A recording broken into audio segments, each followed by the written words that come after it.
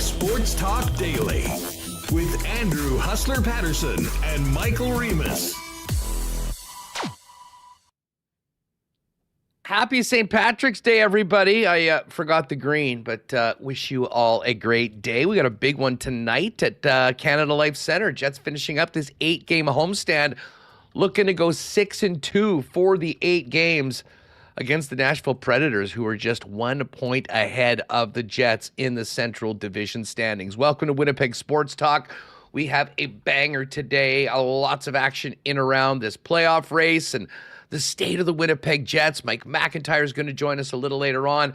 Connor, of course, was down at practice this morning. He'll join us in just a couple of minutes for the latest on tonight's game. We'll also check in with Max Hers, who does play-by-play and color for the Nashville Predators. A little later on, we'll also check in on the Manitoba Moose, who finished off their road trip with a nice win against the Wranglers out west. And the Moose are at home this week. School day game tomorrow, 10:30 a.m. puck drop down at Canada Life Centre. Always a great crowd when the school kids fill the building for the Manitoba Moose. And they're back at home on Thursday night as well against the Milwaukee Admirals. And then a matinee on Saturday night against the Roadrunners, or Saturday day, I should say, 2 p.m.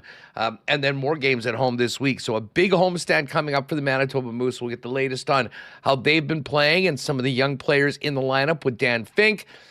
And then before we do our brackets, Jake Bullen-Moss has been on the case, getting the best in research, thoughts, picks, and whatnot. We'll talk a little bit about the madness and a big, big night tonight in sports.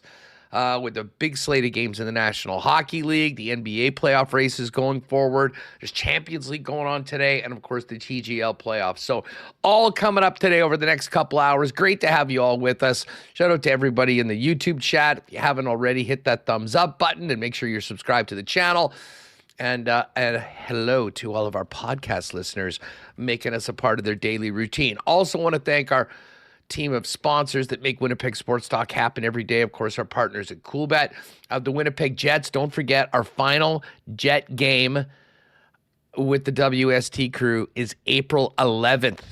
Go to winnipegjets.com/WST to grab your tickets for that one. We'll see you up in 316. Oh, and speaking of Coolbet, WST Poker Wednesdays are back, and we're going to be playing a game Wednesday night, 8 p.m., over at Coolbet. Make sure to just go into tournaments and search WST and enter. We'll look forward to seeing you there. There will be a $100 bounty on my head, Jeff Hamilton's head, and Michael Remis as well. Also want to thank our friends at Chud's Power Sports, Clean Line Plumbing, Heating, and Electrical. We'll get to the Clean Line lines for the Jets coming up right away. Aikens Lake, Manitoba Battery, the great people at Princess Auto, Uptown Alley, St. Vital Dental Center, Rolly's Transfer, as well as Boston Pizza, Royal Sports, Little Brown Jug, the St. B Mega Millions Lottery, just 2 days and change left to get your tickets for the big draw. And of course, Manitoba Building Trades and the Manitoba Federation of Labor, along with the Why Not question of the day for Not Autocorp at Waverly and McGillivray. Michael Remis, what's going on? Hey, how's it going? Yeah, happy St. Patty's Day. Now, do you say St. Patty's with like P-A-T-T-Y, or are you a P-A-D-D-Y? You know what? I mean, I guess it's weird. My name is Paterson, although it is a Scottish name, 1 T. But I go with our great friend from Coolbet, Patrick Gregoire. And it is either Pat, or often we will refer to him as Patty with 2 Ds. So I think Irish people would say that Patty is with the Ds. I don't know the linguistic background of all of that, but I do know that there'll be a lot of people partying tonight, probably maybe already getting into it, and should be as far as Tuesday night, it's a fun night to have a hockey game down at Canada Life Centre. Yeah, I never understood how it changed from, like, I think Patty, like St. Patrick's is with a T. Like, where does the D come in? But you're right, I do think of the UFC fighter Patty the Batty, or I believe Patrick Neufeld from the Blue Bombers as well. He goes with the D, so we'll roll with it. Big game tonight for Jets, Nashville, final game of this homestand, Huss, and a big chance to, I guess, keep the slim playoff hopes alive here. Looking at Money Puck right now, has Jets 5.6% chance with a win. I mean, it's tough to gain ground here. Seattle's in action tonight. LA is also up there. They're chasing Nashville. The Jets can go up a whopping 2.1% to 7.8% with a regulation win. Pretty important game for the Jets here. Yeah, I mean, listen, we kind of went through this yesterday. The scoreboard every night, we're going to be looking at the teams in the playoff spot, what they're doing, and the teams in between. So that's Nashville, that's the Sharks, that's the Los Angeles Kings. We're also going to be looking at the teams that are just behind the Winnipeg Jets in the standings. The New York Rangers, the St. Louis Blues, the Chicago Blackhawks, the Calgary Flames, and see where, there's a chance that we could legitimately have 8-9 teams finish within 4 points of each other. And that is going to be crucial when it comes to the draft lottery, as we well know, not only for chance to get that number 1 or number 2 pick, but maybe as importantly, slotting yourself in so that if you don't win the lottery, which is most likely to happen, you're maximum moving back a couple of spots. So it's going to be really interesting each and every night. But for the Jets and certainly the guys that are putting on the jersey looking to close out their homestand at 6-2, what they see, Remis, is a Nashville Predators team that sits but 1 point ahead them in the standings with even games played on the year.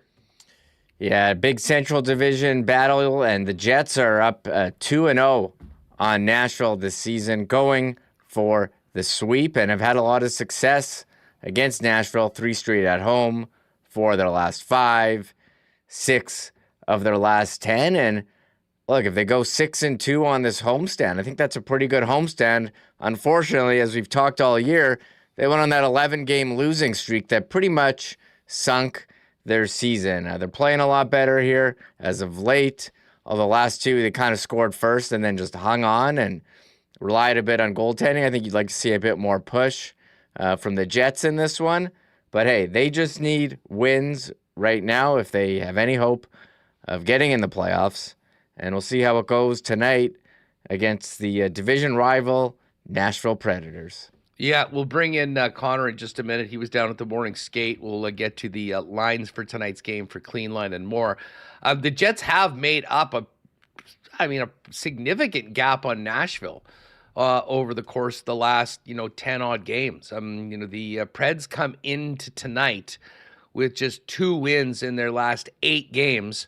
They lost to the Oilers last time out 3-1, the Canucks 4-3. They beat the Kraken, which was a game. I actually watched that game. They were being outshot about 2-1 through 2 periods, but were able to score 3 times in the second. Ended up getting an empty netter and icing that one.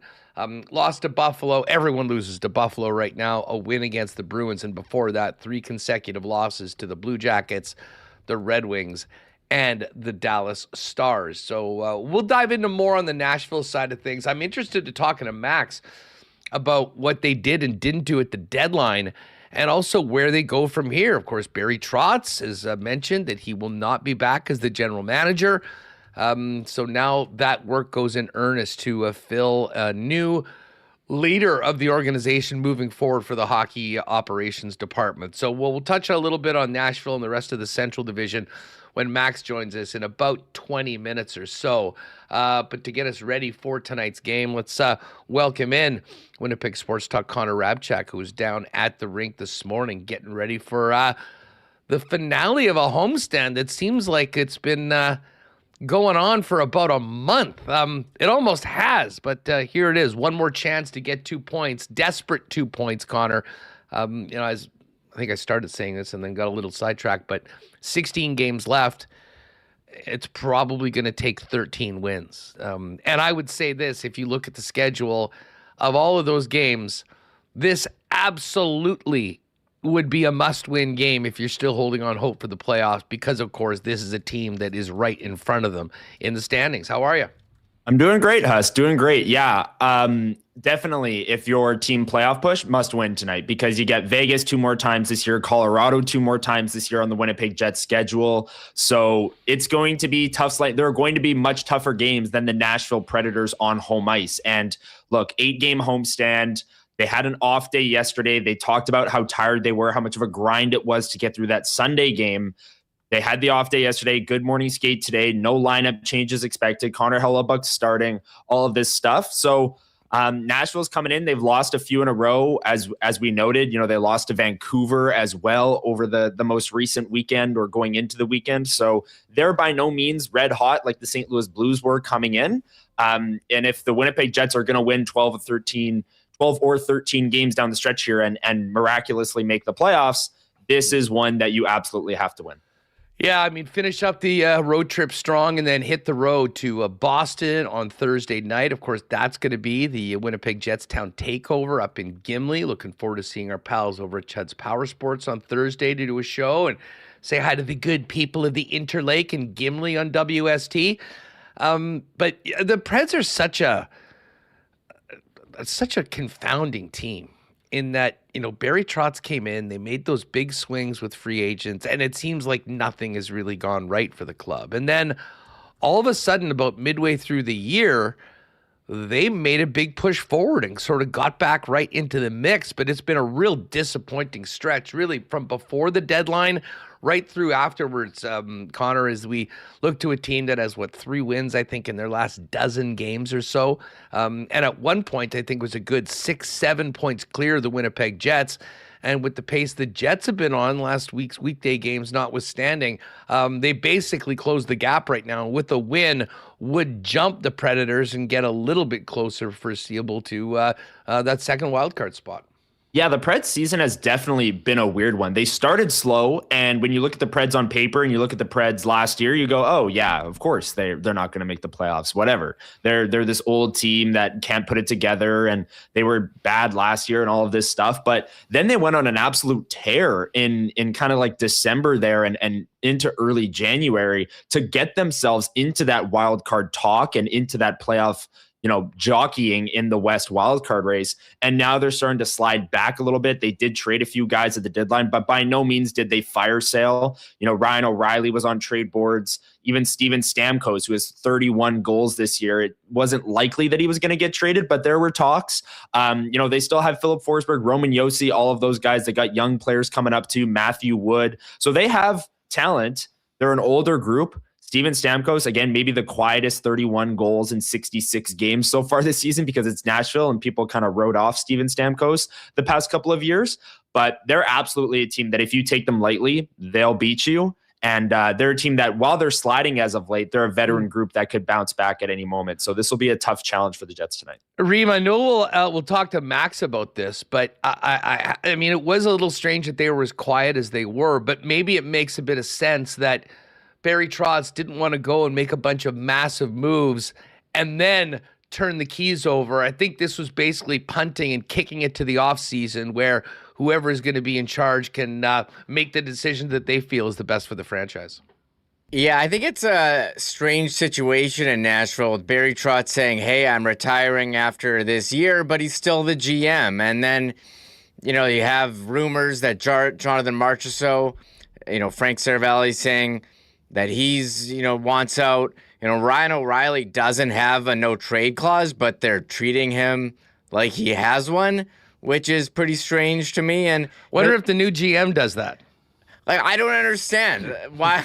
Why not? They wouldn't give him the no trade clause, but I get he's a veteran guy. He's there. Why wouldn't they just give it to him then? I don't know if that's a great way to operate. It doesn't really make your team that flexible for a veteran player looking to move, but he's actually had a pretty good season. So I am curious what's going to happen. I thought they were going to do a bit more at the deadline, but they think they're still in this playoff race as well as this wild card chase.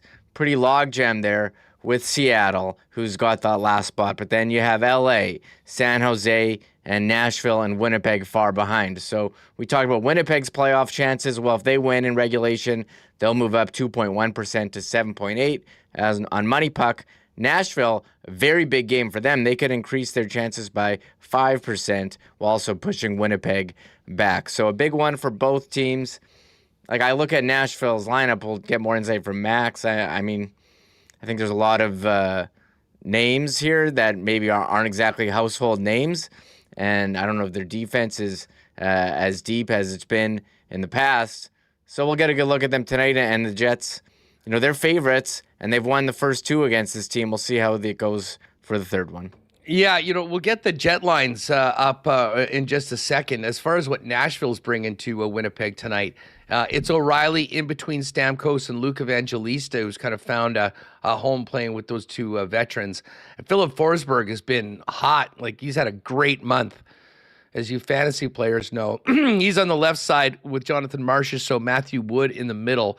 And then Eric Hall up between Tyson Jost and Zach Leroux, and Fedor Svechkov and Reed Schaefer with right winger, public enemy number one in Edmonton, Ozzy Weisblatt, who knocked out Leon Draisaitl. Draisaitl not going tonight for the Oilers. The blue line, Roman Josi with Brady Skjei, who is another big free agent acquisition of the Predators a couple years ago.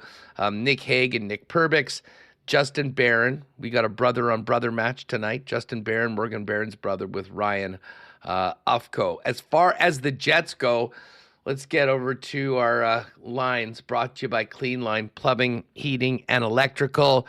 Your one-stop shop for plumbing, heating, and electrical services in Winnipeg for both residential and commercial.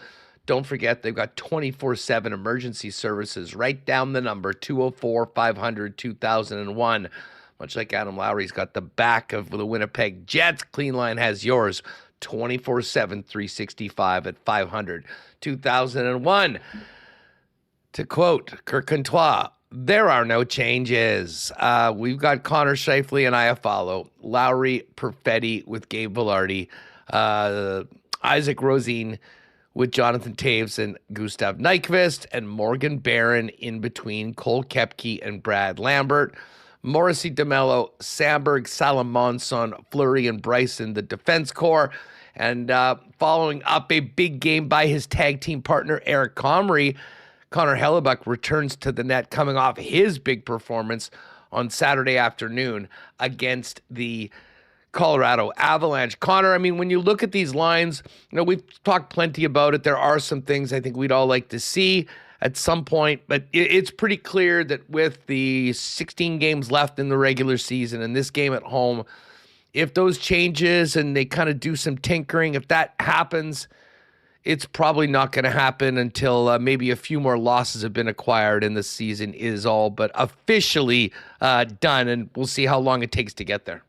For sure. And Scott Arniel doesn't change winning lineups. We've watched him for the last 2 years here. When they win a game, they're more likely than not going right back with the exact same lines and lineup.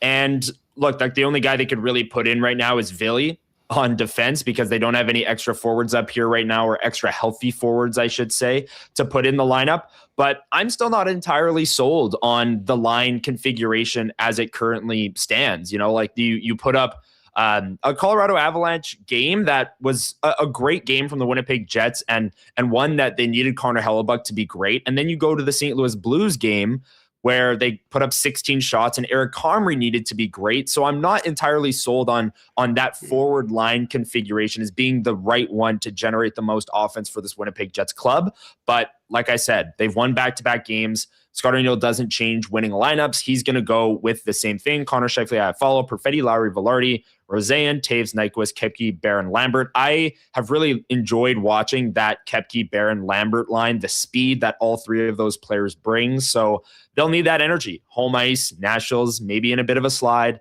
You're going to want that fourth line to play at a high level. And a guy like Morgan Barron is playing really good hockey right now. So yeah, interested to see how this lineup fares tonight against the Nashville Predators, a defense core that they should be able to take advantage of, and one that, that depth that has been a question mark all season long can maybe step up for the Winnipeg Jets.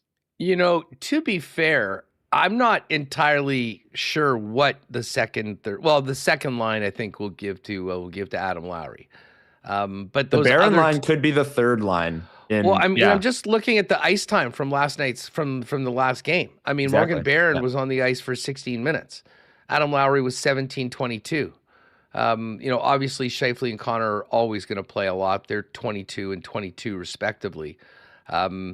Brad Lambert got 9 minutes. Cole Koepke got 9 minutes. So they were moving Morgan Barron up and giving him some extra shifts and some other opportunities. Isaac Rosén finished with 11-24. Before the end of the season, and we've said this before, I would like to see Rosén in with, some maybe more line 2 type guys. And we'll see. The question is who plays center on that, because as of right now, Adam Lowry is their number 2 center. You got Gabe Bellardi up there, you have Cole Perfetti, but the opportunity for Rosén to play with, one of those other wingers. And again, we've been talking about the possibility of Morgan Barron moving up in a role. I think that's not something we really have to completely reset right now, but the bottom line is his play is calling for more opportunity, Connor. And, as we dive into the big to-do list for Kevin Cheveldae in the offseason, it's to get more generated from the center ice position. Injured for half the season and, still, I think, recovering from hip surgery. It hasn't been a banner year for Adam Lowry, and obviously they put a lot of eggs into the Jonathan Toews basket that just haven't really hatched into offense. So all of that, I think, is on the table right now, but at least to start this game, we're going to see more of the team that came out of the weekend with 2 wins. And, the offense obviously is something that, we focus on and it's fun to talk about the goals. The other thing that the Winnipeg Jets have gotten away from this year, which was their blueprint, has been their defensive play and coverage. And that was something that Scott Arniel was quite pleased with coming out of the weekend, despite, even Sunday's game where there wasn't a lot created offensively after those early goals. Yeah, Huss. And you look at the scoring chances, high danger chances, and natural stat trick and all of these things. And yeah, it tells the story that the goalies had a good night. But having said that, you look at that St. Louis Blues game, Dylan Samberg blocked 5 shots, and I counted 3 of them as being high danger looks that he got out and blocked a shot. Elias Salamontan had 5 hits. A couple other defensemen had a few blocked shots as well, key blocked shots in that one as well. So I don't think that, if the Winnipeg Jets are getting outshot by double almost, that it's really a reflection of their poor defensive play. I'd look more up front and their offensive generation and how much they're generating line through line up and down the lineup. But defensively, that defensive structure has gone kind of on the wayside this year, Huss. Especially you go back to that New York game where there were a ton of tipped goals, backdoor tap-ins. Those are things that we're just not accustomed to seeing with this Winnipeg Jets team since the Rick Bowness era kind of started here. So yeah, if they can get back to that, packing the house, blocking a ton of shots, being physical, and not having those coverage lapses, that'll help them generate more offense, as well as they'll be spending less time in the defensive zone. And I thought they did a good job of that over the week. Okay, we'll get in here. We've got a couple minutes, and then Max Hers is going to join us, and we're going to get back to tonight's game. Could not help but notice the Pittsburgh Penguins beating the Avalanche last night. Do you guys know that since the holiday break, so that's Christmas time, we all know who the number 1 team has been in the league? That's been the Buffalo Sabres. You know that the Penguins have been the second best team in the league since that point? It's this season that they're having is just incredible. And to be doing it without Crosby since the Olympics. Malkin just missed 5 games, come back. How about his season? Over a point a game. Erik Karlsson seemingly born again with 49 points. I mean, we've spent a lot of time, and justifiably so, talking about the resurgence of Buffalo and the wide open East.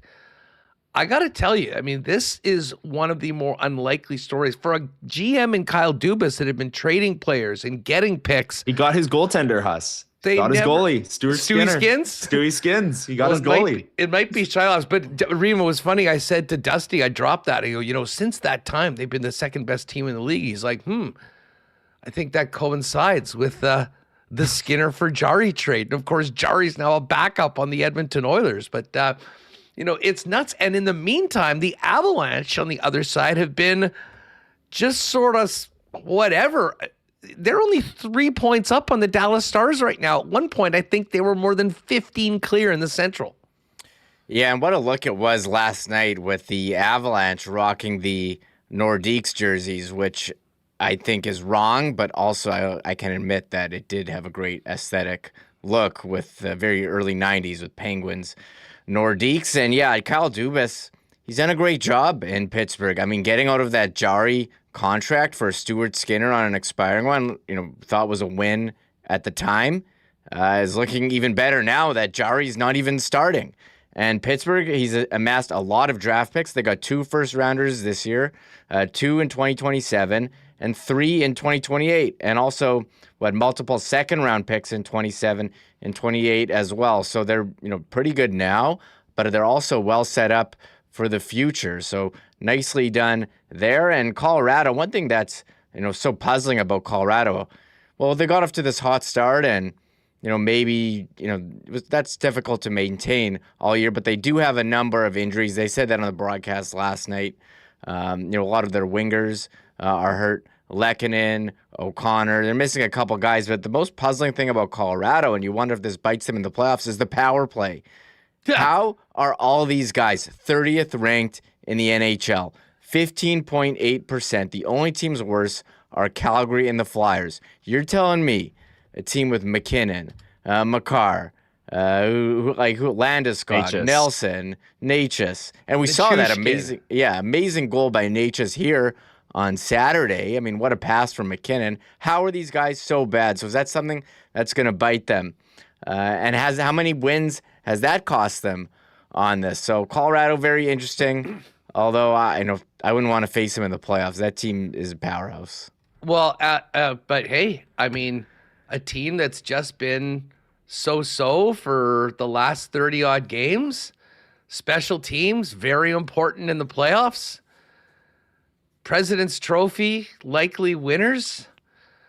I know a team last year that actually started off 15-1, if you can believe it, and won the President's Trophy and barely escaped an epic 7-game series. So maybe all of these teams chasing for the second wild card team have the Avalanche just where they want them. I'm probably not going that far to say that. Connor, just before we go, this morning, I mean, kind of business as usual for the club. And what was the vibe around this team?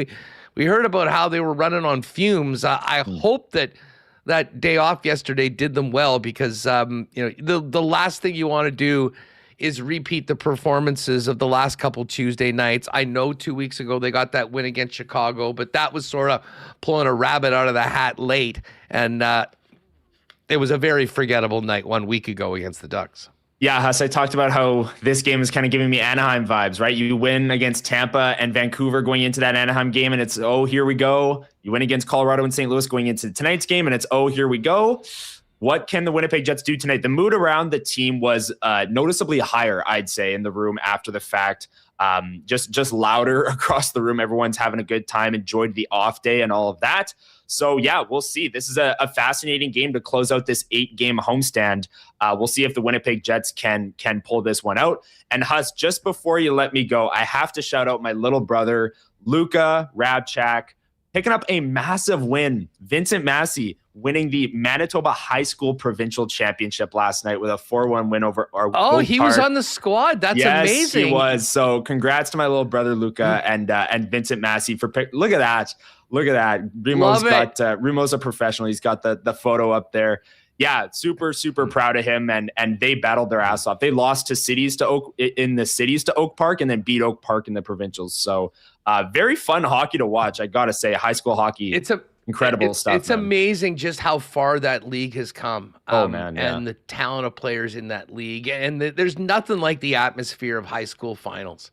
I mean, the rink's full. You got kids from both schools on. I mean, it was great. So yeah, congratulations to Massey on that. I mean, obviously Oak Park. I mean, probably the preeminent sports school. They're always there, but Massey's really turned into a bit of a factory as well. And I don't think it was any surprise that they played in the finals. So good on all the teams that participated in the tournament. Congratulations to Luca and the Vincent Massey Trojans for their big win. I'll say this, that photo, he's not taller than me. He's wearing skates and it's a bad angle. Okay? I'm still taller than him. All right? I'm still taller than him. Hold it on to it. For now, you are. For now. See? Like, it's a little close there, but he's wearing skates.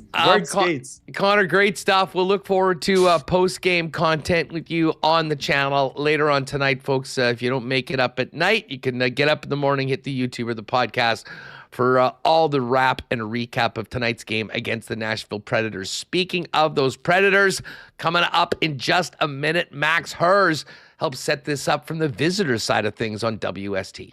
Hey, Bob, you hear the news? I can't listen to the news, Daryl. This is different.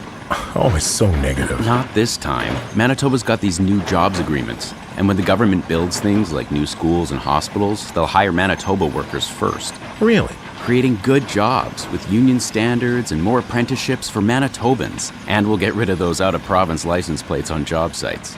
Keeping our money working for Manitobans, eh? You betcha. Well, that's how it should work. I knew you'd like it. A message from Manitoba's Building Trades and Federation of Labor. Spring into good times at Uptown Alley and eat, drink, and play at the most fun spot in the city. You'll enjoy 5-pin bowling, 10-pin bowling, a state-of-the-art arcade, and good times playing laser tag as well. And in addition, Uptown Alley features incredible food and drink options at their bistro.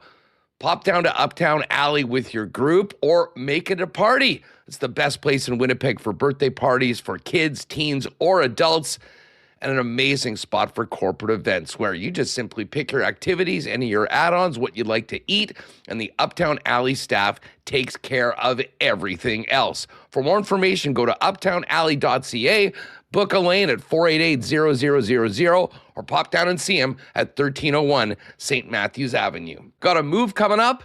Lean on our friends and longtime sponsors at Rolly's Transfer, the most trusted name in moving and storage in Manitoba.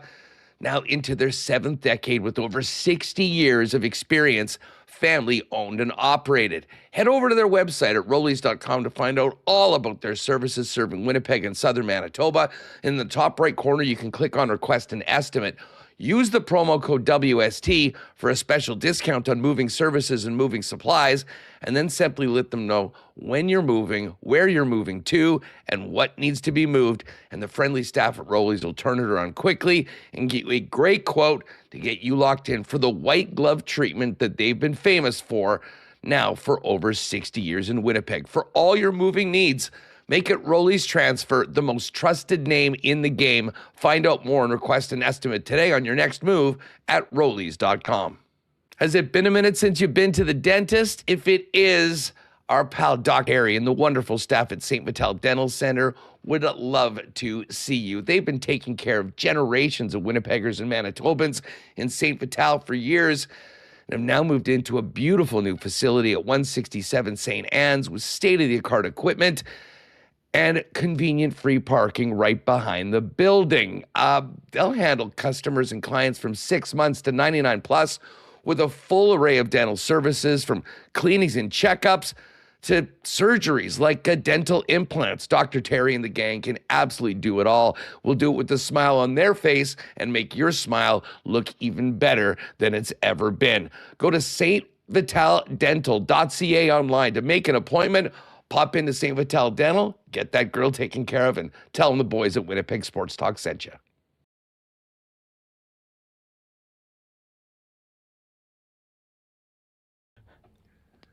All right, back on WST. Just got hit with some breaking news. Remis, can you confirm this? Yes. Did you just tell me that Leon Draisaitl is out for the season?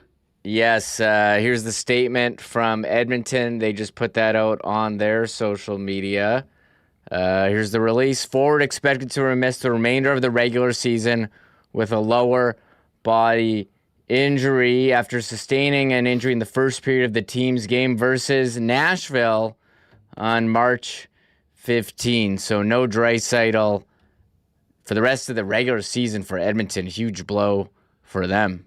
Holy smokes, that is devastating for the Oilers, and I guess we'll find out about a potential return in the playoffs. But as we bring in the play-by-play voice of the Nashville Predators, Max Hers. Max, great to talk to you again, and welcome back to the Peg. I hope that the Preds have no more visits to Edmonton, because Ozzy Weisblatt might need police protection in that city based on what we just heard.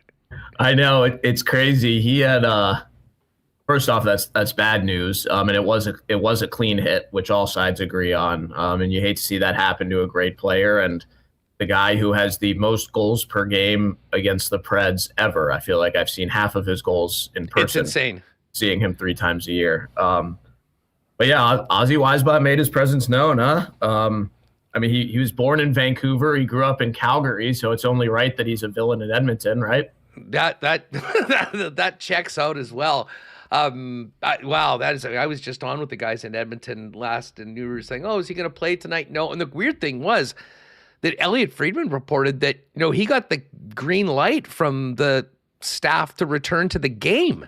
Well, he did come back. Yeah, and went out and said, "Oh, it didn't feel right," so we went back, and I mean, it didn't seem like there was this much concern for Dry heading into this week, but. Well, that'll certainly be the top story on all the NHL tickers today. Meanwhile, here we are. We saved just one more little blast of winter for our friends from the South joining us. Listen, we're done with it as well. And it's not always like this. I mean, there have been St. Patrick's Days where it's been beautiful outside. We've been on patios. Not this year. And maybe that sort of describes the seasons of both the Jets and the Predators right now, while not eliminated, both with a long shot to be in the playoffs. Well, what's the season been like for you calling the games, watching the kind of ups and more downs that the Preds have had, especially over the course of the last sort of 3 weeks after they'd sort of barged back into the conversation? Yeah, it was a really bad start to the year, very similar to last season, and it felt like it was going to be a repeat of last year, and it felt like they were going to have to make a coaching change, and then they really turned it on in November, December, into January. They played well and really did enough to make themselves competitive for a playoff race. They still made decisions to sell at the deadline, and since then, they've been about 500, and they've really struggled all season with their starts. Has been the biggest issue, and that's been the problem recently as well.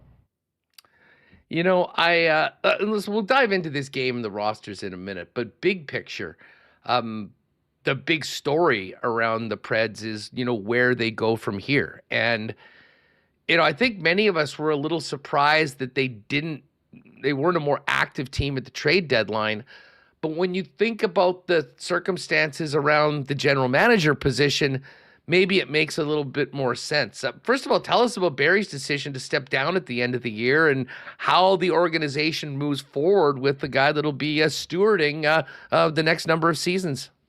Yeah, they've made it clear that they have flexibility with their timeline, which I think is good. And the fact that the news came out early and it was formal and the team got to announce it themselves, I think was best, first of all, for Barry Trotz, but also for the future. And that they can pick the next GM kind of on their own timeline here. And plan A is to have a GM announced by the beginning of the offseason and the draft in June. But the owner, Bill Haslam, made it pretty clear if they don't have somebody they like, Barry Trotz can continue to be the GM through that. But again, plan A is to have somebody by then. But it was definitely a decision that surprised everybody. And it was a family decision for Barry Trotz, and he told us that after the team played in Sweden in November, he was actually able to meet some members of his family in Spain. One of his grandkids goes to something called World School, which sounds like the coolest thing ever. And she's 5 years old, and she travels around the world going to school in different places.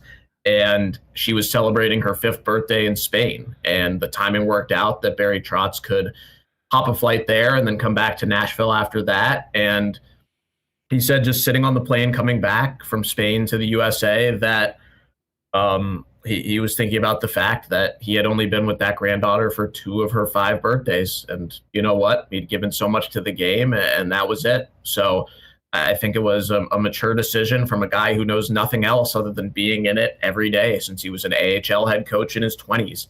Or an AHL assistant and then a head coach in his 20s into his 30s. So it was a tough decision for sure, but I think he leaves at the right time for his legacy, and I think he's able to hand it off to a GM who, as you said, will have decisions to make, and I think he's left the majority of the big decisions to his successor, which is, I think, is a safe play with the fact that this year's team has been competitive.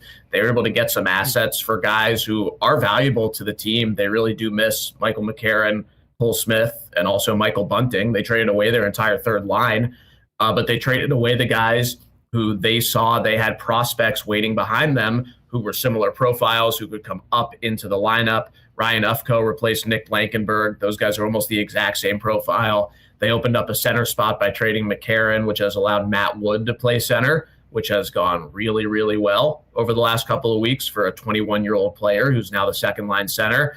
And on the wings, Zach LaRue is someone who they've cooked up in Milwaukee. He thought he was going to make the team this year. It didn't happen. He replaces Michael Bunting. And then Reed Schaefer comes in for Cole Smith, and he's somebody who's ready to start proving himself as well. So that's why they made the moves they did at the deadline. They certainly could have done more, like you said, but they made the moves that opened up spots for guys. And I think everybody gets a good hard look whenever that new hire is made and a direction is chosen. Yeah, I mean, listen, I totally get that Barry Trotz didn't want to make, an earth-shattering move that, would in a lot of ways determine the course of the team moving forward and then hand the keys over to somebody else. And that's why you saw Stamkos and O'Reilly and Jonathan Marchessault, who was rumored to be out there, not move on.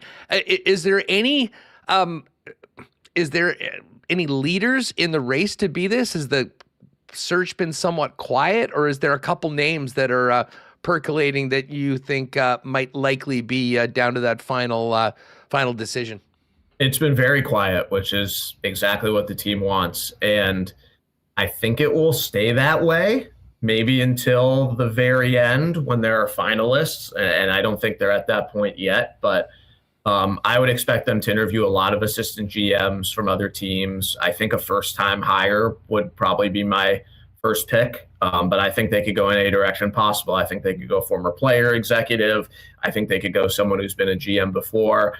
I think it is pretty likely they go with an outsider, but it did also come with the announcement that all three of the Predators' assistant GMs are encouraged to interview, and one of those is former Preds player Scott Nickel, who I think would be the most qualified of the three, though all three of them I think will get serious consideration. So they said during the press conference, you're not going to hear about this again until it gets done. And as crazy as that sounds for you guys in Canada, where the news of a Jets GM hire would be absolutely everything, it is possible in Nashville, where the media is not well sourced and not all over it all the time like they are here and in the other Canadian cities. So I would expect it to stay pretty quiet. I think every single assistant GM in the NHL would want this job.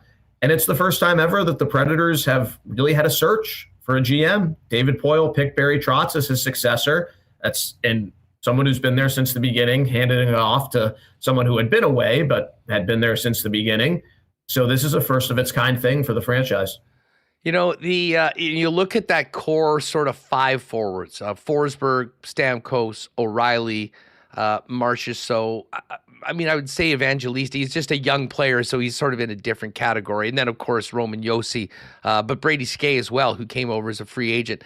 I guess it's all on the table right now, but could you see them coming back and beginning next season with that entire group, or is there going to need to be some surgery on this lineup in addition to kind of filling the ranks with some younger, cheaper players to establish themselves as NHL regulars? Well, I think if they were to move on from those forwards, they'd have to replace them with NHL guys from other teams, whether it's free agency or returns and trades. Basically, everyone they have up front who's ready to matriculate into the NHL is here right now, other than Brady Martin, who went back to juniors after the first couple of weeks of the season. So they don't quite have that wave ready yet to totally move on from those veteran guys. So I think it's likely that all of them are back, and I would include Evangelista in that group with how well he's played this year. He's proven he's a top six guy. He held out for his deal. He took a little bit to get going after that, but he's tops in the team in assists, right up there with Ryan O'Reilly. He's been in the top six all year, and his defensive metrics are really, really good, which was the thing that kept him from being in the top six the last few years. So he's definitely a core guy going forward. I think the guys with the no trade clauses, I think once you hire a new GM, those could be in play, especially the guys who are not the homegrown Preds. But they made it clear they need Ryan O'Reilly for the rest of the year. That's for sure. They could have gotten a big haul for him, and I think it would have been a massive trade. But if they don't have him, there's no chance for this team. So if they are to replace him, that's going to have to be something that's carefully engineered. but something that could certainly reap them a valuable return of future assets. Yeah, I mean, listen, you move your number one center, you better have a pretty good plan of how you're replacing him, or else, the team naturally takes a step back. Hey, just before we go, listen, Nashville's a great sports town. It's a great party town. I mean, there's more and more competition, it seems, in that market for the dollar, whether it be tourists, but particularly for the locals. Just wondering how the last couple of seasons, what effects that's had on the Predators, the crowds and whatnot in Nashville. Because, I mean, when the team has been good, it's as fun of a place to go in the National Hockey League to watch games. I mean, has this hurt the team, the disappointing seasons of the last couple? Not really. I think fans are a little bit frustrated with missing the playoffs because they had been in the playoffs 8 years in a row. And now if they don't make it this year, that would be 3 out of the last 4 not getting in after those 8 in a row. But I think the fans who are really into it understand the process. And the crowds have not suffered. The majority of the games are completely full and sold out. We have a ton of people who are there every single game. We also have a ton of people who love going and go 2 or 3 times a year. And we also have a ton of out-of-towners who will go to every game, and tons of people from Canada who will come down for games, not even when their team is playing the Preds, but just to see it. So I think that, and the fact that the games are such a fun atmosphere, really keeps them afloat, that as long as they don't have like a Sharks or Blackhawks level bottoming out, they can continue to sell out and be a massive draw in town. And it's funny because the Titans play right across the river, and they've been last in the NFL the last couple of years, and their games have tons of empty seats, and they only play 8 home games a year. So it's interesting to see how it's affected them more, just because the Preds games are more fun. And that's not just like the hockey people saying that or me saying that. That's the consensus of the city. No, I don't think there's any doubt. And now I will say, if you had the hockey equivalent of back-to-back 3 and 14 seasons, it might be a different conversation. But hey, they got new unis, a new stadium, and maybe they can win a few more games and be a bit more relevant. Max, great having you on the program. Have a great call tonight. Thanks so much for doing this. Yeah, thanks, guys. Enjoy the rest of the year, and I guess I'll talk to you in the fall. You bet. Take care, pal. There's Max Hers, the play-by-play voice of the Nashville Predators. Interestingly enough, Max was telling me before he came on, the entire Preds organization is basically here because the Admirals are in town to take on the Moose in that game at 10:30 tomorrow. We'll hit the Moose later on with Dan Fink, but Mike McIntyre coming up in just a second right here on Winnipeg Sports Talk. Princess Auto is a proud sponsor of Winnipeg Sports Talk, and in a lot of ways synonymous with Winnipeg. Headquartered here in the Peg, founded here in Winnipeg, and now serving Canadians coast to coast with the best deals on the most unique assortment of tools and equipment around. Everything you need to complete the projects on your list or start something new is at Princess Auto. So while we wait for the Bombers to kick off, get ready for spring. Those projects on your list with great deals throughout the month waiting for you at your local Princess Auto, Panet Road, Portage Avenue West in the city, out in Brandon. And you can always shop online 24 hours a day at princessauto.com. Spring is just around the corner, and our friends at Chud's Power Sports up in Gimli, Manitoba's power sports superstar, are ready to get this snow out of here.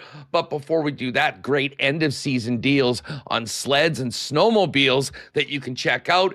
But as we get excited for the snow to leave, great preseason deals on motorcycles of all brands, the best in ATVs and side-by-sides, not to mention golf carts for the summer up ahead as well. And it doesn't stop there. Amazing RV options for you to take advantage of the summer, and so many options when it comes to boats as well, in addition to outboard motors from Suzuki and Mercury.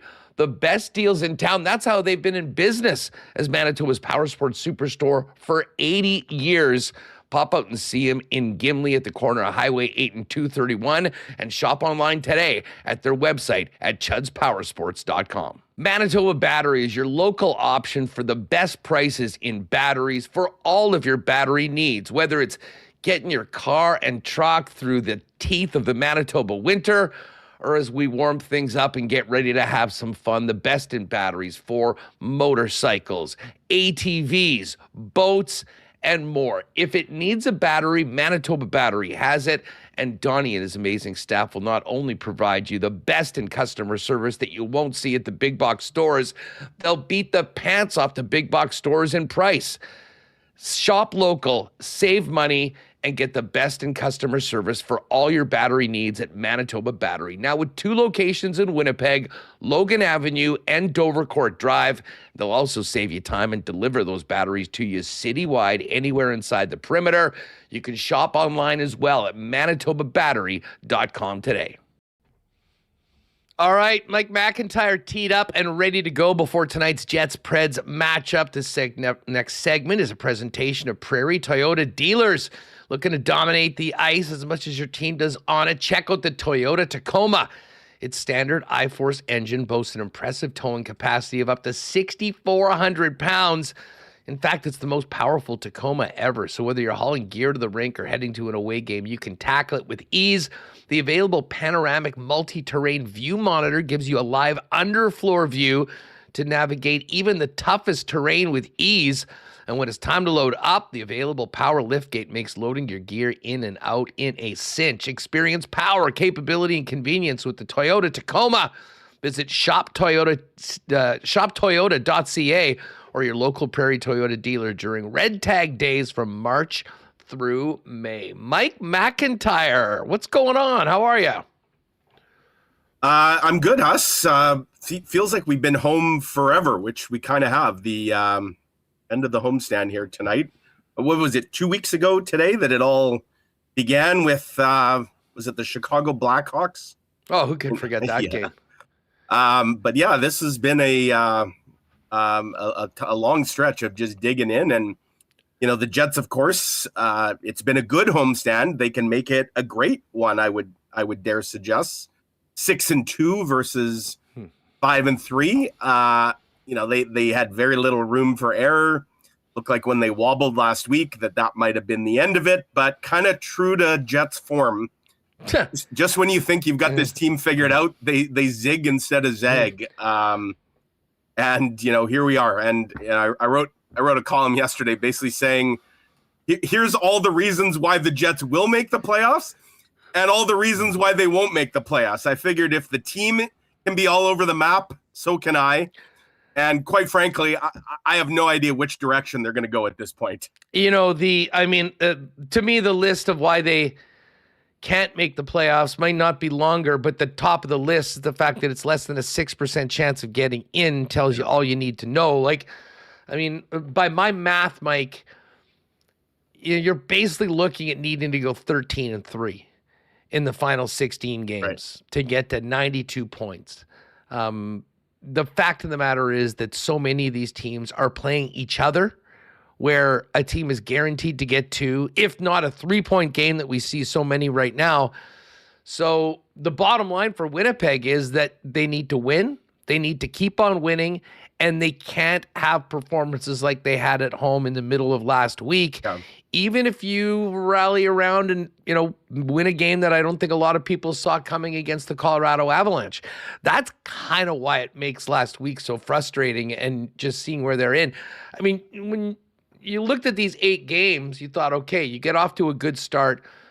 Can you go 7-1? Obviously, that's off the table right now, but it looked like it could be the other way. And then you come up with 2 big wins on the weekend. And as I said, I have long given up expecting what to get out of the Winnipeg Jets. But I will say that this team, they have to know that they are on borrowed time right now. And every time they can win a hockey game and get through to the next one, it gives them another chance to get to their goal. Yeah, which brings us to tonight's game, which is the closest to a must win, or I guess at the very least, Huss, can we call this a can't lose? It's a must win. It's a must 2 point. I mean, if you are of the contingent of the fans that are still crossing your fingers and hoping that this team can catch lightning in a bottle, and if you subscribe to my, okay, you got to go 13-3,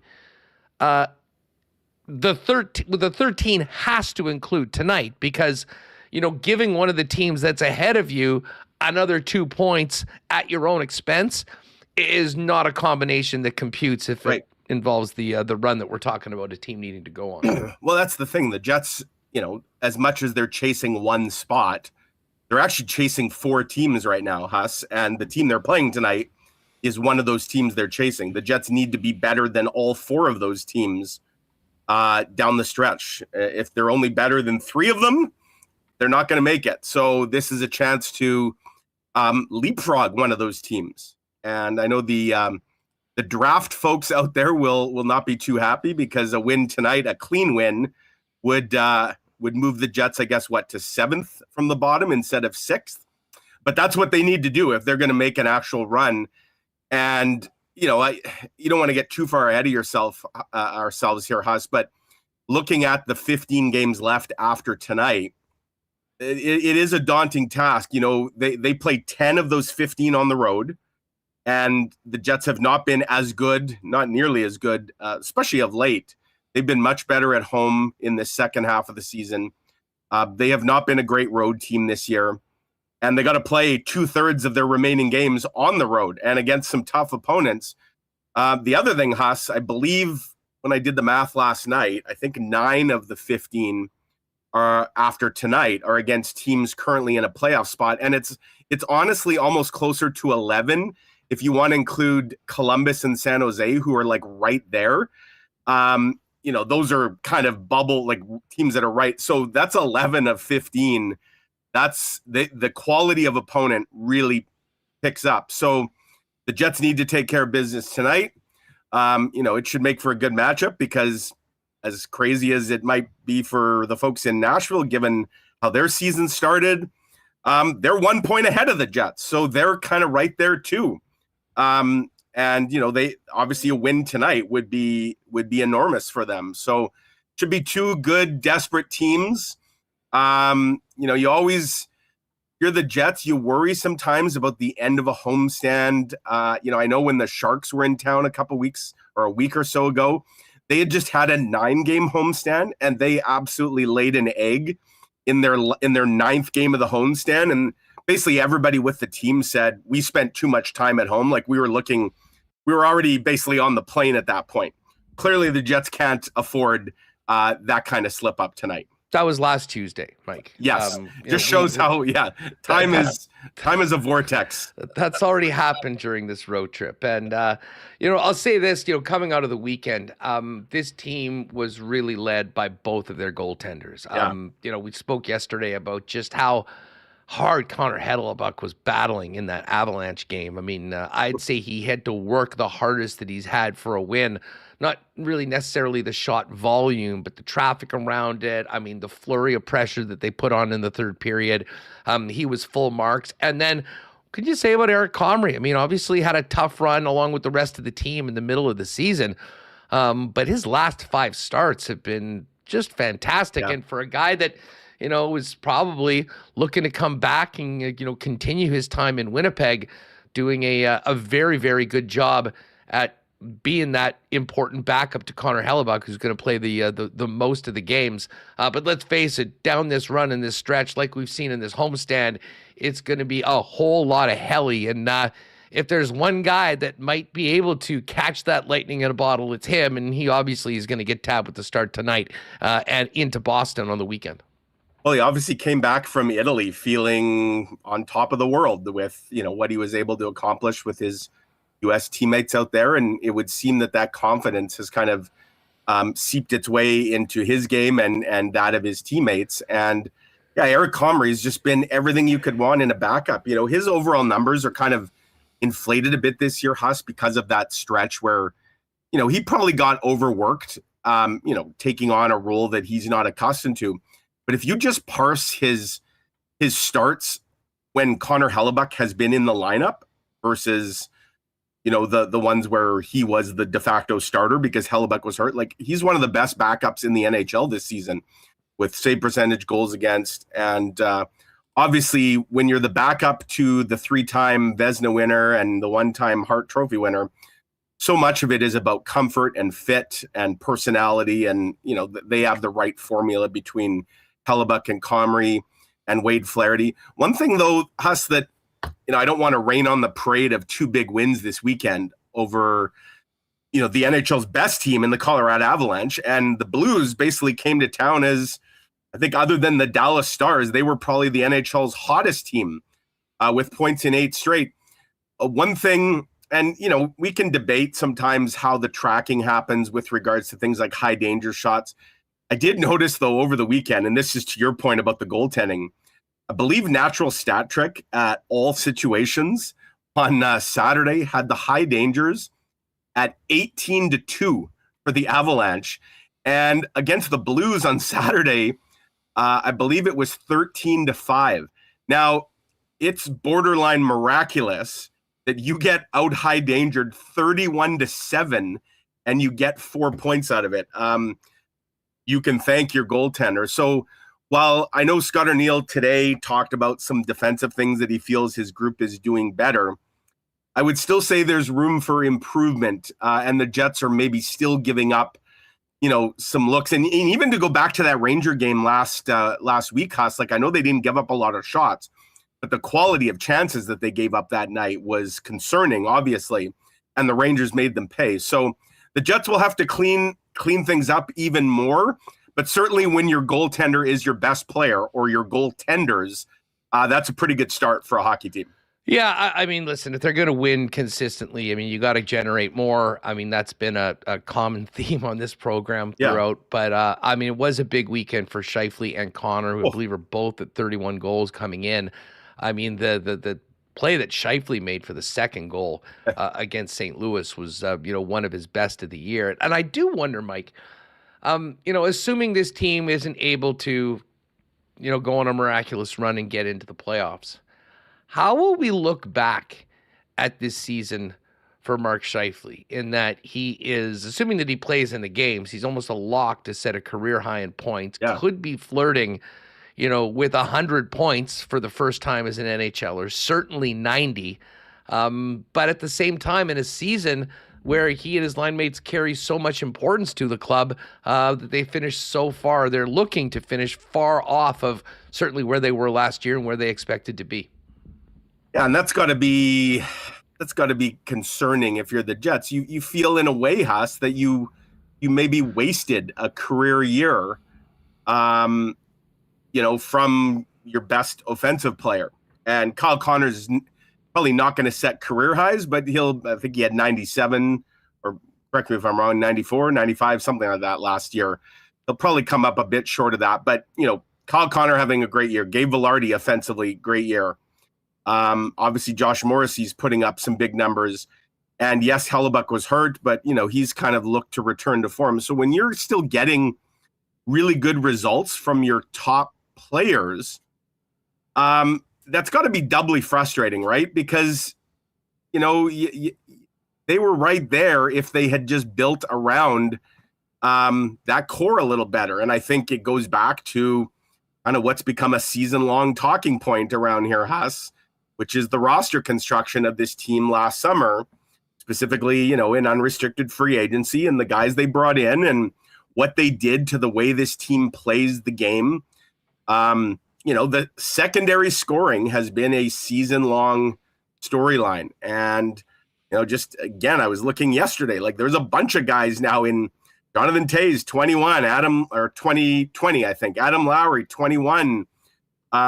There's a long list of guys that are ice cold again. And, it's just become a recurring theme with this team. So on one hand, it's encouraging that your best players are showing no signs of slowing down. But I think if anything, Huss, that ups the urgency going into this coming off season to do everything you can to surround those players with as deep a group as you can so that this doesn't play itself out again next season. The idea that as long as guys like Hellebuyck and Shifeley and Connor are under contract, Morrissey, they're going to be going for it. It's a shame that those guys are putting up the seasons they are, and the Jets as a team have not been better overall. And, really, when we look back at this season, Huss, it's that 30-game stretch. The Jets' record is actually pretty remarkable. If you take, and you can't do this, of course, you can't parse 30 games out of a season, but the Jets have played 66 at this point. If you look at the 12 games before the break, before that 30-game stretch, they were 9-3. And now the 24 games since that 30-game kind of clunker. I mean, the Jets are playing at far more than a playoff race. They're at a clip that would have them among the better teams in the league. The problem is you can't go 30 games where you only win 6 times in the NHL. No, you can't. And listen, you can't even have, a really ugly 10-game stretch. Yeah. And they lost 11 in a row. But outside of that, there were a bunch of corollary losses. And listen, we'll do an autopsy on this season at some point, and the points that have been left on the table, whether it be in blown leads late, whether it's been overtime points that they couldn't get. How about, sorry to interrupt, how about special teams again? The Jets are 5-2 on this homestand. I was shocked to hear this morning they have 1 power play goal in those 7 games. Like, think of if the power play was going, they might be 7-0. Like, it's actually remarkable. They're 5-2, scoring 1 power play goal in 7 straight home games. And, I think the Jets are now 23rd or 24th. Last year, they were among the best power play in the league, which, again, how does that make any sense? Winnipeg's best offensive players, Shifeley, Connor Vilardi, are all having really good seasons. Why isn't it translating on the power play? Well, I can tell you, because the guy that completely changed the power play last year when he finally was given time on the first unit happens to be playing for the Carolina Hurricanes right now. And, that loss, listen, it's beating a dead horse talking about it all the time, but it's not surprising that, the value of Nikolai Ehlers becomes more and more apparent by the game to a team that, had just lost. Like, he was able to completely change that power play with what he gave to it. And I'll be the first one to say, I kind of think that that's the number one difference from last year to this year. And listen, Shifeley's still playing really well, and Kyle Connor's playing really well, and Josh Morrissey's still Josh Morrissey. That's the difference. Now, should it be the difference from going from the top of the league to 23rd? No. Right. But at the same point, that is it. And then when we talk about the second line, for people that didn't believe that Nikolai Ehlers was driving a line on his own, and maybe that was the plan. Maybe the organization knew that this is a guy that would be able to do that. Unfortunately, we've got the cold, hard reality of what that line has looked without Nikolai Ehlers. And, anyways, let me bring it back to the center position, Mike, because I think that will continue to be the biggest, the number one thing on the to-do list of Kevin Cheveldayoff is to figure out how to rejig this center ice position. Morgan Barron's been playing really well. Like, I still am not sure that he really could be a 2C, but on this team right now, I'll make you the argument that he could be. He had 2 assists the other game, but as far as the guys sticking around, we know Adam Lowry's going to be back. He signed an extension, and you just hope that this 1 year will be a bit of a blip, because he's been incredibly consistent year over year over year. But he also had a massive surgery that many players don't come back the same from, and I think we can all agree that it hasn't been vintage Lowry this year. But Jonathan Toews, we really want to look at this season. They put a lot of eggs in that basket, and it just has not turned into what they'd hoped for. What do you think the chances are that Toews plays again next year, and if that is the case, plays in Winnipeg? Yeah, it's a great question, and I kind of asked him that myself last week, Huss. And he kind of took a timeout on flat out answering it, said that it was always his plan to kind of reevaluate once the season was over. One thing, though, that he made explicitly clear to me is that he really had no interest, and in fact still has no interest, in playing for anyone else but the Jets. A third team, and the idea of potentially, getting moved at the trade deadline. I have to think, Huss, had he put himself out there, had he approached Kevin Cheveldayoff and said, I'd be willing to do it, I think there would be teams that would have called just for, what he could bring as what his resume is, and even as a 13th, 14th forward on a really good team. But he didn't want that. He had no interest in it. And so I have to think there's going to be a collaborative talk that happens after the season between Jonathan Toews and the Jets to really honestly evaluate how this season went, where he's at. One thing about Taze, Huss, like it looked in January like he was really starting to come on. He had those 4 straight games where he scored, had a lot more jump. The puck seemed to really be following around. And, he talked about the Christmas break and kind of getting back up to speed. I honestly expected coming out of the Olympic break, especially, that we would see Jonathan Taze, at another level. And we really haven't. That's not to say he's playing bad. He's just kind of a player. He's one of a bunch of guys out there, and not having a whole lot of success. He did have that breakaway the other day. Isak Rosén gave him that beautiful pass, and he went in, and he probably could have used that goal just for his own confidence. But it's not really going for him again now, and I do wonder how these last 16 games play out. I have to think, Huss, that's really going to factor in, at the end of the year, how he looks back on the year and how that impacts ultimately his decision. But to answer your original question, if he comes back, I think the Jets would have to have interest, because I don't know that he's interested in going to another team. And so if the Jets don't have interest, I wonder if that would be it for him. Well, and listen, I think if there is interest, you have to be realistic. More so than anybody was maybe going into this season. And it would be, can he help you on the fourth line in maybe 50, 55 games sort of thing, assuming that he's healthy, which of course brings us to the situation of what are you going to do on that second line? I don't think Adam Lowry, put it this way, the plan shouldn't be, in my opinion, to have Adam Lowry playing second line minutes. No. It kind of speaks to Lowry's season even more so with the production or lack thereof, the fact of the guys that he's been playing with. It's been in a much more offensive role than he has traditionally, when he has been much more effective along with that line. And let's face it, the third line and the fourth line, albeit the fourth line's playing very, very well right now with Morgan Barron, and we could argue that that's the third line. Barron played 16 minutes in the game. Number them as you will. But listen, the identity of this team in a lot of ways didn't come from Shifeley and Connor over the last number of years. It came from that Adam Lowry line. And, I would just say that going into next season, Adam Lowry's ability to bounce back from this year and the surgery and the recovery could be as important as anything else involving players currently on this roster. Yeah, I would agree. And, I'd also probably include just Cole Perfetti kind of becoming the player that we think he can become. And again, there's another guy who that season-long injury clearly hampered what he was able to do, at least for the first half of the year.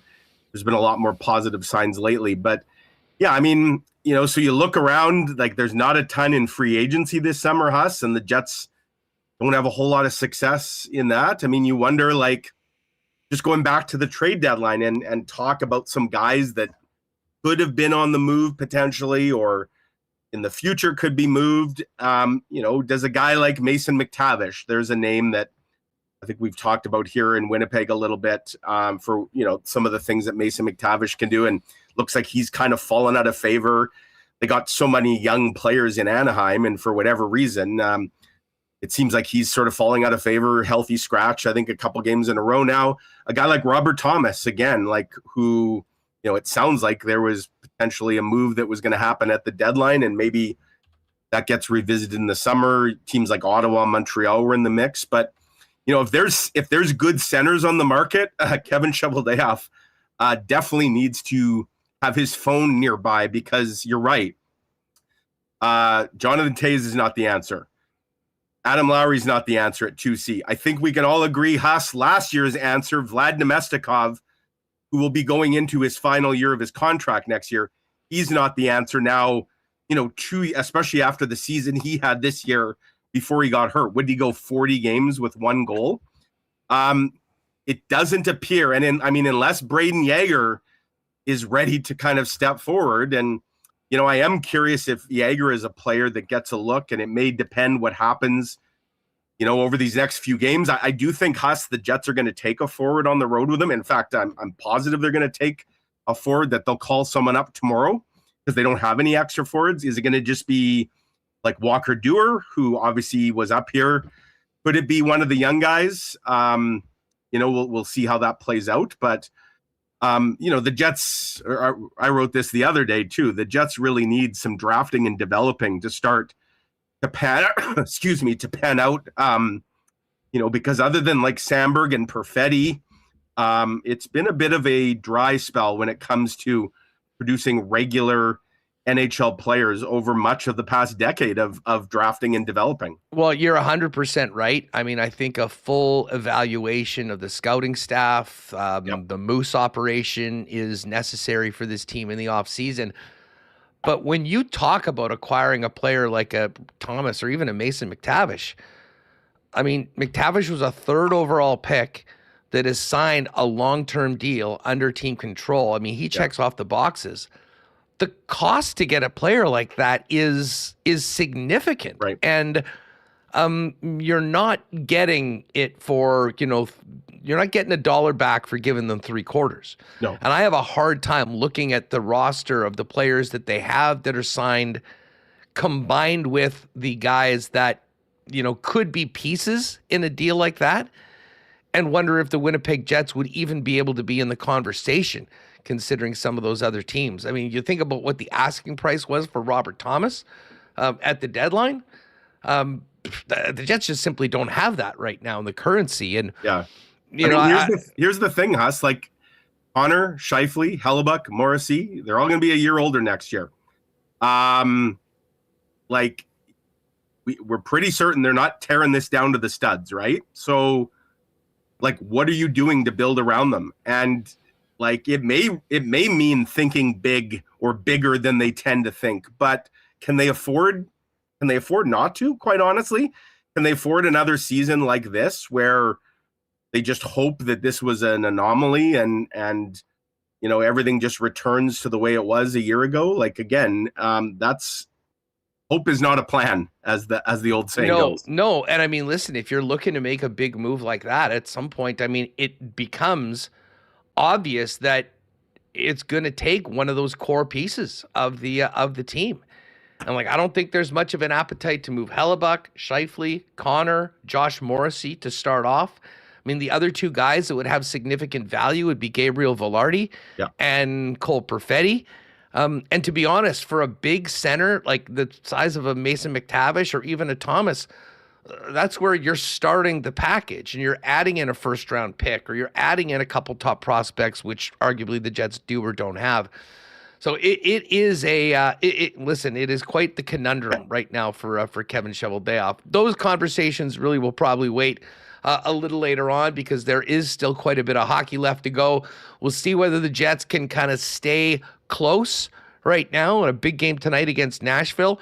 And then, Mike, I would imagine in that final 10 games or so of the season, depending on what happens in the next 6, at that point, it becomes far more a period of evaluation, a few call-ups, seeing what Isaac Rosén looks like with some line mates other than Taves and Nyquist, where Brad Lambert sits up. And as we've talked about last week with some of our guests, maybe Morgan Barron getting moved up officially, if you will, into a 2nd-line position and playing with the 2 young guys or Cole Perfetti and Isaac Rosén and moving things around a little bit to try to gain as much as you can and answer some questions about where some guys are at right now before you start back at 0-0 in October.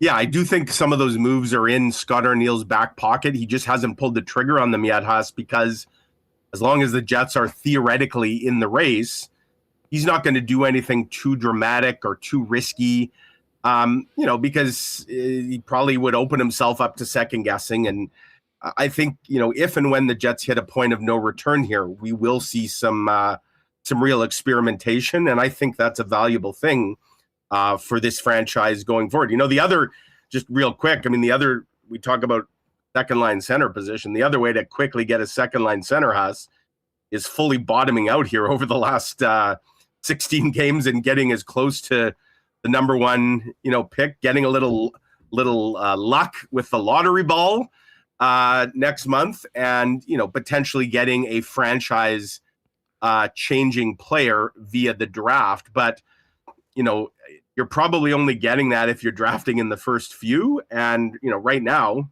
the Jets are starting to sort of play themselves out of that mix a little bit. Yeah, well, I mean, they haven't yet. They're still in that group of six teams that are in the bottom. But, I mean, if you go and rattle off 4 wins in a row and all of a sudden you get to 3 or 2 points back, like there's that next tier of teams. Yes. Like for a long time, if you looked at the league standings, I mean, the Jets had sort of gotten ahead of, Vancouver's bottomed out. Yeah. Calgary's been there. The Blackhawks are there. The Rangers and the Blues.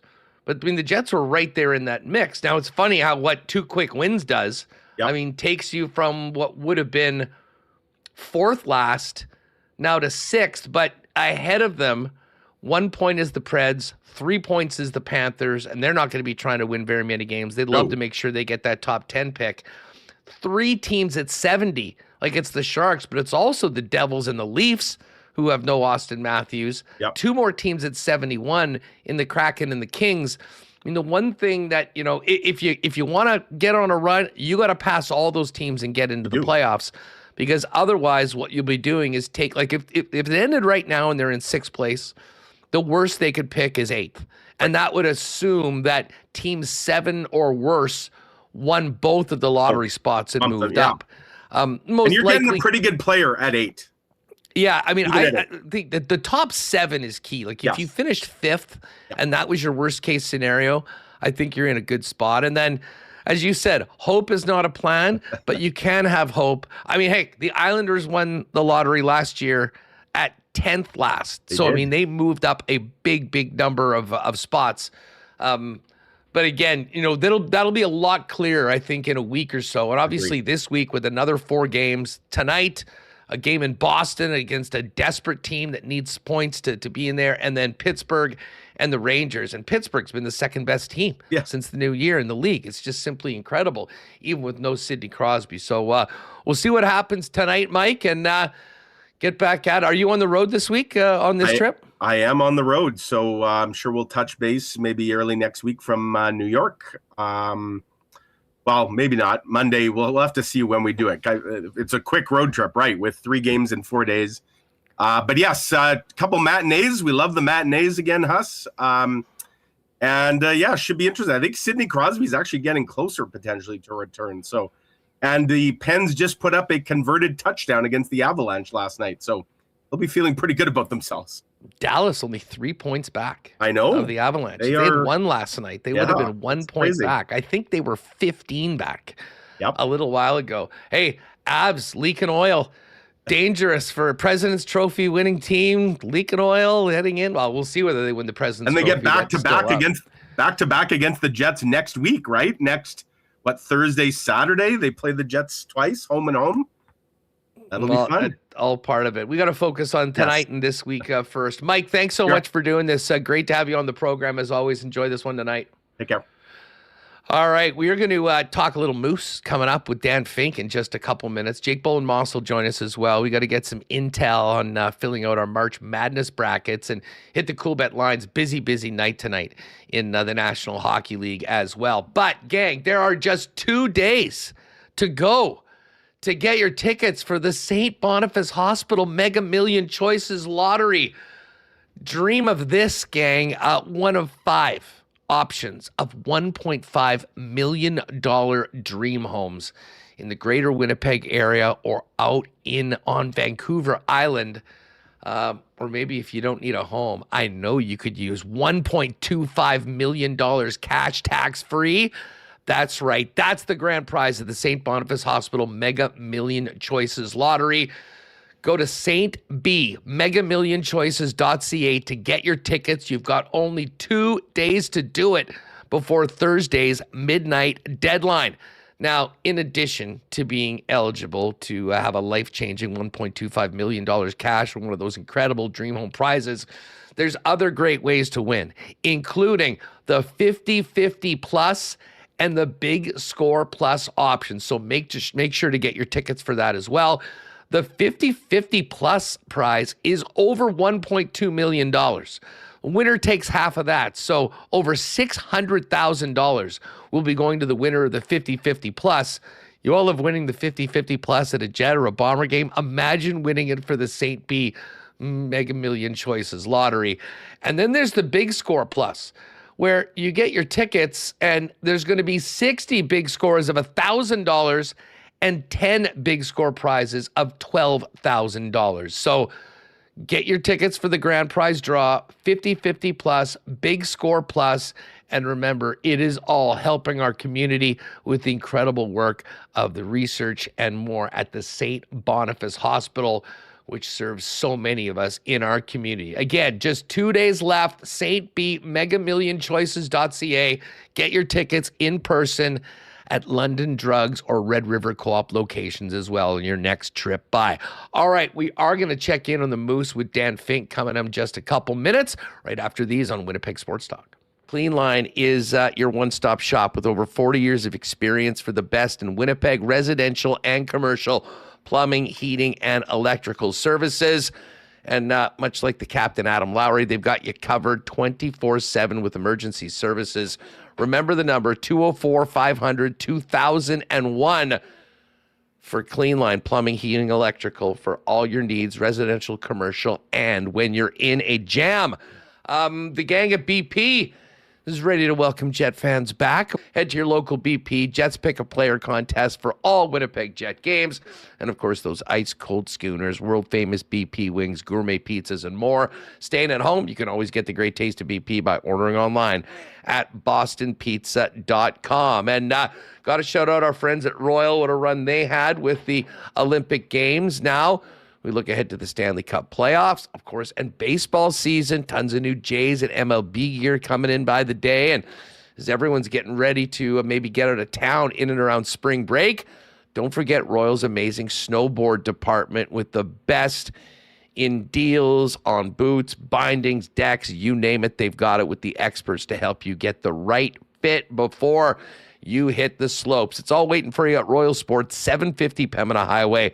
Follow them on Instagram at the latest merchandise drops and sale information. Let's give a big cheers to our friends at Winnipeg's favorite local brewery, Little Brown Jug. You train day in and day out, learning new techniques, approaching new concepts, and living out the thrill of achieving your goals. Building a craft beer is no different. While you spend your hours on the ice, we spend ours here, brewing our trademark beer. Again, and again. Here's to pushing the status quo and challenging ourselves to build something memorable. 1919 by Little Brown Jug.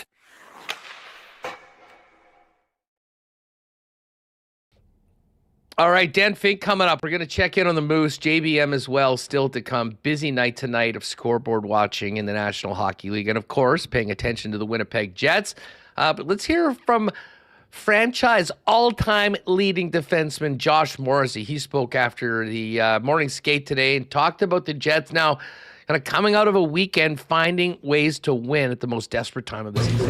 Yeah, I think it's a lot of things. Obviously, it's effort, compete, preparation, buy-in, the details of our game in all areas. I think it's just finding ways to win in the NHL is massive. Obviously, some nights you have your absolute A game and sort of everything goes right and smooth sailing, but a lot of nights it's you go through periods where the other team's playing really well, or maybe you have some adversity in a game, or maybe you don't even have your best stuff, like maybe on Sunday on a back-to-back where you get some great goaltending and some guys step up in big moments and you find a way to get it done. So I think just what I've really noticed, and obviously I missed the first 5 games after the break, but watching those and then coming back here, there seems to be a real confidence but poise in the group. Whether we're up or down, early or midway through a game, it doesn't really seem like there's any nervousness and sense to change our game. So, obviously we have to keep that going. We know that as well as we've played, we're still, 5 out heading into today, and today's a big game with Nashville and us kind of right there. So that's a big one. We got to just keep rolling with the way we've been going. There's Josh Morrissey. He'll be out there tonight, 7 o'clock puck drop, Canada Life Center against the Nashville Predators. Quick turnaround for the arena staff tomorrow because the Moose are at its school day game, 10:30 a.m. start. The team back from a very long road trip for a bit of home cooking, and the voice of the Moose, Dan Fink, joins us now live from the Iceplex. Finker, how are you? What's going on? Doing swell. Good to be home, if only for the next few days here before getting back on the road. This March schedule is certainly something else for the Moose, as they will be very, very busy over the next run of games. And you know what? That's a great way to get ready for the playoffs, where you're pretty much playing every other day anyways. You bet it. You know, we were talking to Max Hers earlier, said it's kind of like a Nashville meetup here because, of course, the Milwaukee Admirals are here. A bunch of guys that were Admirals playing for the Predators tonight. And a big one tomorrow. Moose, with a nice win to finish off the road trip, now sitting at third in the Central Division. But let's face it, so many Jet fans paying attention to the Moose, kind of wondering how things are going. I want to start off talking about Brayden Yager. Seems to be showing up on the scoreboard more often than he did maybe in the first half of the season. Dan, tell us a little bit about Yager's season and what you're seeing as of late from the former first-rounder. Yeah, I mean, Brayden got off to a pretty hot start overall. I mean, he was racking up points at a good rate. He was among the team leaders, and things kind of slowed down for him. And I don't know that that's overly surprising. It follows a path that many offensive players have gone through in their first year in the American Hockey League. Is the opening of the season is a little bit run and gun. Things are opened up, and then all of a sudden teams start to really key in on you, and stuff gets a lot harder to produce. And overall, I mean, the Moose haven't scored a ton this season, so that factors into things as well.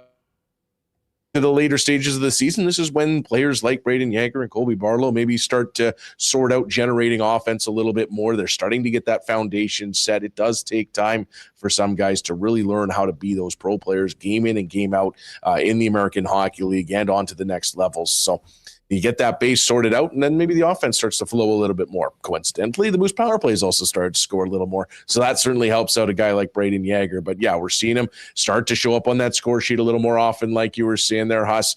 He's consistently finding the back of the net now a little bit. He's picking up assists. He's winning some faceoffs. That's what led to Isaac Phillips' goal the other day in Calgary. So those things are starting to come together a little bit more for Brayden Yager, and that's certainly good for the Moose as they try to generate a little more offense down the final stretch drive. Dan, so much of a rookie pro season is just, getting used to playing against men night in and night out. When you're a first-round pick with high hopes and expectations, people focus in on the offensive side of the game and are always looking at the numbers. Tell us about what Yager has shown in a 200-foot game from your perspective. Yeah, and that's so much of it, Huss, is finding the way to be a player even when the puck doesn't go in for you. And that's actually been something we've talked to Nikita Chibrikov a lot about lately, is the offense hasn't necessarily been there for him this season, but he's trying to find ways to contribute when he's not putting the puck in the net. So for Yager and for Barlow and Jacob Julian, those young guys, it's about learning how that 200-foot game works at the pro level. You can get away with a lot of stuff in junior, and teams aren't going to worry about it too much because, hey, you've got 85 points in 40 games. We're going to keep rolling you out there. Well, that's not usually the case when you're into the AHL and into the pro ranks. It's going to get a lot tighter out there. It's a lot more difficult. So when the offense isn't coming, you better be relied upon to be that good 200-foot player. So that's a learning process for Yager and Barlow, and especially as a centerman for Yager's winning faceoffs against guys who have been taking faceoffs for 20 years now, as opposed to maybe 10 or 12 years. So they're bigger, they're stronger. So that's part of it. Learning to use your body in the right ways, getting into the corners. And sometimes, especially for skill guys coming out of junior, that can be a big thing, is all of a sudden you're not going into the corner against a 16-year-old defenseman. You're going in there against a 35-year-old defenseman. This is his livelihood, and he's going to beat you to hell to try and get to that puck. So that is the process that all those young guys are going through, and Yager coming along in that. Listen, this Moose team has been much, much better this year after a couple disappointing campaigns. And it's natural we look to the draft picks and how they're doing. But, the guys driving the bus, the captain, Mason Shaw, you can tell us about David Gustafson's season. From my perspective, when I've seen the Moose, he's been, a consummate professional. But Figemo, Gare, Di Giuseppe, it is a much more well-rounded team. And those players in particular sort of really driving the team to where they are in the standings right now. Yeah, and the American Hockey League, as much as it is about development, in a lot of ways, it is a veteran-driven league because it is a development league. You have those young players that need those veterans to kind of give them the base, show them the day-to-day, and those are the consistent players that are going to show up on the score sheet more often than not. So it's been great for this Moose team to be able to insulate those young players with these veteran scorers, things like that. And we've seen even guys like Phil DiGiuseppe went through a lengthy, pointless streak right there for a while there, and then he's gotten it back lately, and some of the lines have shuffled around, and we've seen a little bit more flashes of offense from Samuel Fagemo, who certainly would love to have a few more goals on the board. It hasn't necessarily been there for him at times throughout the season, but it's those guys that can really show your prospects how to go through a stretch that the points aren't necessarily coming for you, how to be that productive player, even though it's not showing up on the score sheet. And those leaders always so important. And like you mentioned, you have a player that's as consistent as David Gustafsson. Of course, he's been hampered a little bit here with injuries, things like that. But those guys are the ones that, when maybe the young guys are still figuring out that consistency, they can be the same player every night and provide that buffer for those young players. So, Finker, going into tomorrow morning's game, the Moose find themselves in third place in the Central Division. No one's catching the Grand Rapids Griffins. The Chicago Wolves have 8 points on the Moose, and the Moose are holding off Texas 2 back and these Milwaukee Admirals, who they'll see for the next 2 7 back. Fill us in on the playoff picture and how things will shake out at the end of the regular season. Yeah, it's real tight right now from those 3 down to 5 slots. And there's been a couple of opportunities for the Moose to try and close on the Chicago Wolves. They've kind of stumbled a little bit here in recent games. Of course, the Moose pick up a win in Calgary and aren't able to draw any closer because Chicago gets the 1-0 win over Grand Rapids. So this is the time of year where it seems nobody ever does you any favors on the scoreboard, even though they're all playing each other somehow.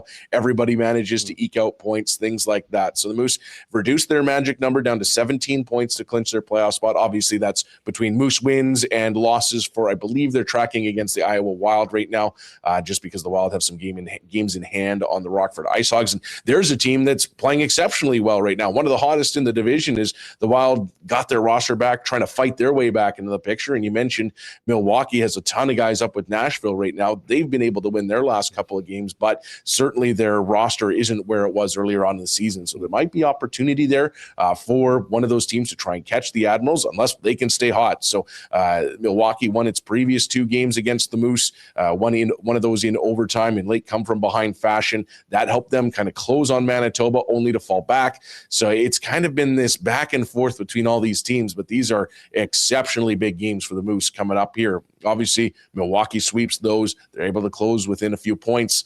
Moose sweep those. They pretty well put them in their rearview mirror. These 2 teams are going to play 4 times towards the end of the season, all of them in Winnipeg. So big games coming up here this week. It's the first divisional games for the Moose in a little bit here as they've been playing Canadian teams. They'll be back to the Pacific Division this upcoming weekend against the Tucson Roadrunners. So a lot of focus for the Moose. I mean, it's the school day game. It's a little earlier, things like that. But the focus has to be on picking up 2 points, ideally 2 clean points. Yeah, big 4-game homestand beginning tomorrow, 10:30 a.m., Thursday night, 7 p.m., and then a Saturday 2 o'clock game, and a Monday. We don't get too many Monday games in the A. Monday, 7 p.m. against those Roadrunners. And, I mean, the key, it would be great to catch Chicago, but the main thing is you want to hold down the 3 spot so you can avoid that short series and just get ready for your first-round opponent. Yeah, you want to hold down that 3 spot. That likely means you're going to host the first 2 games of your playoff series in the 2-3 format against that 3 spot. Depending on building availability, things like that can always throw that to disarray. And barring that, you definitely want to be in that 4 spot. You absolutely, having seen the Moose be in that 5 spot, you don't want to be going for a best-of-3 series with all 3 games in your opposition's house. That's not ideal. You want to be hosting that series. So the Moose are in good position to take one of those spots. Obviously, you want to avoid that first round series, the best of 3. So that's where the focus is right now. And Texas has been a very good team since starting the season. They didn't win one of their first 6 games. Since then has been able to obviously climb to where they are. So they've been cruising right along and sticking pace with Manitoba.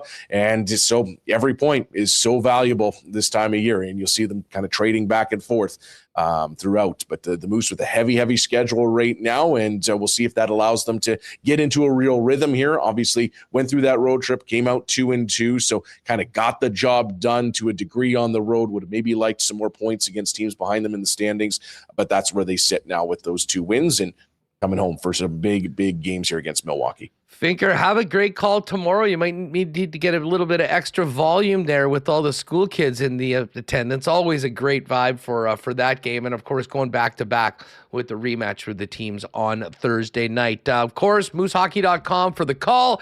Tickets available at moosehockey.com as well. You have a great one and good couple days for the squad on home ice. Thank you very much, sir. I mean, tomorrow is definitely one of those ones where I'm real glad that I have a dial that controls how much volume goes into the ears. So it's truly a unique atmosphere. Really enjoy those games. And hey, you're wrapped up by around 1:00 and able to get things done in home for dinner rather than work until 1 a.m. on the back-to-back. So I'll always take that.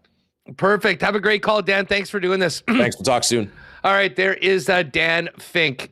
Moose tomorrow and Thursday, and then as we mentioned, Saturday at 2, Monday at 7, before heading out on the road out east in Canada to take on the Marlies a couple times and the Senators as well. All right, Jake Bowen-Moss is going to join us. We got lots to get to on tonight's slate, and we need to pick his brain on March Madness. We'll do that coming up in just a sec on WST. I do want to thank our friends at the HSC Foundation and remind you all that right now the Fund a Need campaign is well underway. This is so important to help with the spinal surgery department. There's obviously a big weight. They're looking to raise $425,000, and every one of your donations will be matched.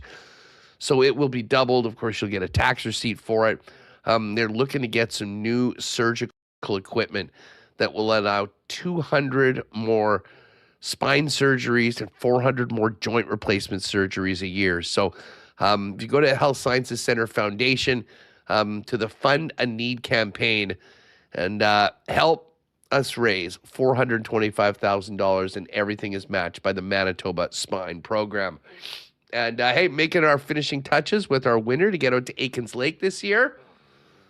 Don't forget, folks, if you're looking for a world-class fly-in fishing experience here in the province where you can be on the water in less than a couple hours from the city of Winnipeg, Aikens Lake is the spot. World-class fishing and even more world-class hospitality from the Terren family and the Aikens team. Booking now throughout the summer, over 75% full, so check it out now at aikenslake.com and get your bookings. And if you are looking for a great summer job for you students out there, go to aikenslake.com and inquire as well about opportunities for the upcoming year. It is just about time for March Madness. We're all filling out our brackets. We do have a WST bracket set up, which we'll want you guys to all enter completely free. Let's welcome in our pal Jake Bowen-Moss from Coolbet. And by the way, quick announcement, update. And this is on me. I screwed up the dates.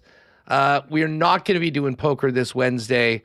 We're working through a couple things, but in all likelihood, we'll probably do it in a couple weeks. We'll update you on that, and then we'll get a April date locked in as well. Jake, what's going on? Are you ready for the madness?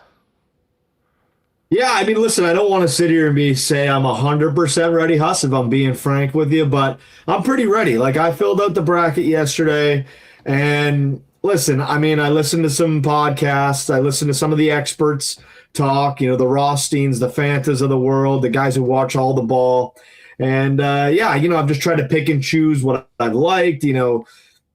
I think there's a lot of strategy when it comes to picking your bracket, but I think there's a lot of luck when it comes to it as well, Huss. And, it's a fun time for everybody. March Madness season. It's even if you haven't watched a second of college basketball, you can absolutely fill out a bracket, and you could probably win your work bracket pool or your WST bracket pool or whatever it ends up being, your family bracket pool. I know my girlfriend likes to join. I know my mom and my grandparents will play in a bracket pool. So a lot of good times around this time of year. I'm excited, and I'm glad we're going to get a chance to talk a little CBB here. Yeah, well, it's always the funniest thing, and I'm not going to sit here for a second. Like maybe 10 years ago, there was a NCAA video game that I played, so I knew a little bit more about it.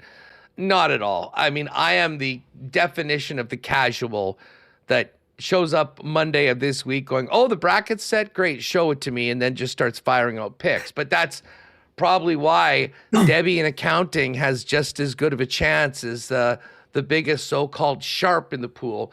But the one thing I have noticed about this, Jake, the last couple years is that it has seemed to go far more by the book, if you will. I don't know whether the selection committee is doing a better job of ranking teams or just in the NIL era, there's a bigger gap between the best teams and the other teams in the tournament.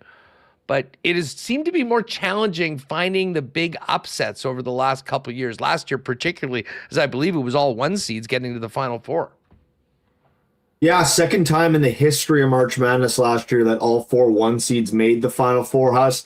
And that is what we're seeing a lot lately is, don't be afraid to take the chalk. I think in the early rounds, if you want to take a 12 over a 5, that's always trendy. You go with one of the 12 over a 5, or maybe you take a 10 over a 7. I think you're fine doing that.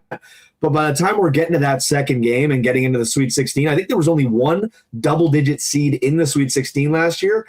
And that was Arkansas. So there's no slouch. They just didn't have a great regular season, so they had a higher seed for the tournament. They're coached by Kyle Parry, who used to coach in Kentucky. They weren't no slouch. They had a great roster, so there was no real surprise last year when you got to the Sweet 16. So if you're going to take one of these dogs, I think taking them into the first round or taking them to win their first round game on Thursday or Friday is great. I think by the time we're talking about getting to the Sweet 16, though, you probably want to take the chalk on the other side. That would be, the kind of the way I go about it, but you never really know, I guess, at the end of the day. So the number 1 seeds are Duke, Arizona, Michigan, and Florida. All year long, from the casual nature that I have followed it, it seems like Florida, who I believe is the defending champ, Duke and Michigan have been those teams, and now we've got Arizona rounding it out. Just thoughts on the 1 seeds and how difficult it'll be for even 2 seeds to knock off this juggernaut foursome. Yeah, I mean, the 1 seeds are, they kind of all make sense. Duke's been one of the best teams all year. I think they've only lost 2 games. Excuse me. Arizona, by all accounts, I haven't watched a ton of Arizona basketball, but by all accounts, people are really high on them. The one thing to remember with Arizona, though, is they haven't won 3 straight tournament games since 2015 or something. They can get to a Sweet 16, but all of a sudden when the competition gets a little tougher after beating their 16 seed and after beating an 8 or 9 seed, the minute they got to take on a 4 or 5, they have struggled in the past. So we'll see what happens with them. Michigan's been a team who's been really good all season. I think they're a little banged up right now. Florida's the one team where people are a little like, okay, what number 1 seed could go down first? People are talking Florida, even though they are the defending champs. They've kind of sputtered this season. They got ran out of the building by Vanderbilt in the SEC in the SEC conference tournament semifinals. So you will see, we might get that rematch in the Sweet 16. There's a chance that Florida and Vandy meet up again. Maybe they get their revenge on Vandy. Maybe Vandy has their number. I guess we'll find out depending on how the bracket shapes out. But I think the number 1s make sense, Huss. You look at the number 2s, like you mentioned, can someone knock them off? I think people are really high on Houston. Oh, we just lost Jake there for a minute. I'm not sure. We'll get Jake back locked in. I've just pulled up CoolBet right now to check out the odds for the entire tourney. And no surprise, it's those 4 teams that are the shortest numbers on the board. Duke and Michigan are plus 325 to win the whole thing. The Arizona Wildcats are plus 450. And the Florida Gators are plus 700, so 7-1. And those are your top 4 seeds. Houston, I think, was in the final last year. They're 10-1. And then a pretty big gap. Connecticut, 20-1. Illinois, Iowa State, 22. And then you're getting to Purdue at 35-1. And the Michigan State Spartans at 45-1. But, outside of 20-1, we're basically talking about those 5 teams. I mean, these 4 1 seeds and Houston, who, if I'm not mistaken, is in the bracket of Duke. Is that right? No, they're in Florida. Houston's in Florida side. Florida's back. All right, you're back there. Sorry, we just lost you for a second. That's my bad. Now, I just to finish the thought, I was saying Houston, people are really high on them. I hear you already talking about them. Iowa State as well. My dad actually grabbed a future on Iowa State last night. He texted me. He's like, I think I'm going to go Iowa State. So he's rolling with them. I got a few futures. I'll be honest, most of them are terrible. But I am holding a Michigan 10-1 ticket from early in the season. I think Patty's got one very similar. So that is the one closing area that I'm holding on to. I'm really rooting for Mich this year just to see if I can get that one over the line. The other ones I got, and they're all terrible numbers. BYU, they're over on the west side of the bracket. They'll get the winner of Texas NC State tonight. I have Vanderbilt and Nebraska. They will likely meet, barring an upset in the round of 32. So hopefully I get one of those teams to the Sweet 16. We'll see what their number is from that point on. And then the one other future I had was, sorry, I was just looking at the board here. I don't know. Might have to come back to it. I don't remember. The other team I do like, though, Huss, is the number 3 out of the South, Illinois. I'm going to give them a run, see if they can make a run at the I am actually going all the way to the Final Four and then losing to Duke in the Final Four. That'll be nice. Now, listen, gang, do your brackets. Remo, if you can, throw the link in the chat. We'll just do another free pool. If you were already in our bracket in previous years, if you just go to ESPN and fill one out, I believe you'll just stay in the group. But it's totally free. And actually, we'll put together maybe a nice little cool bet prize package for whoever wins the bracket. A little bit of cool bet merch, maybe a little credit for you. So I'll work on that in the meantime. But definitely, and even if you have not watched a single minute of college basketball, everyone's going to be talking about it, especially this weekend as we get through the first big few days of the event. So you can have some fun with a few upset picks.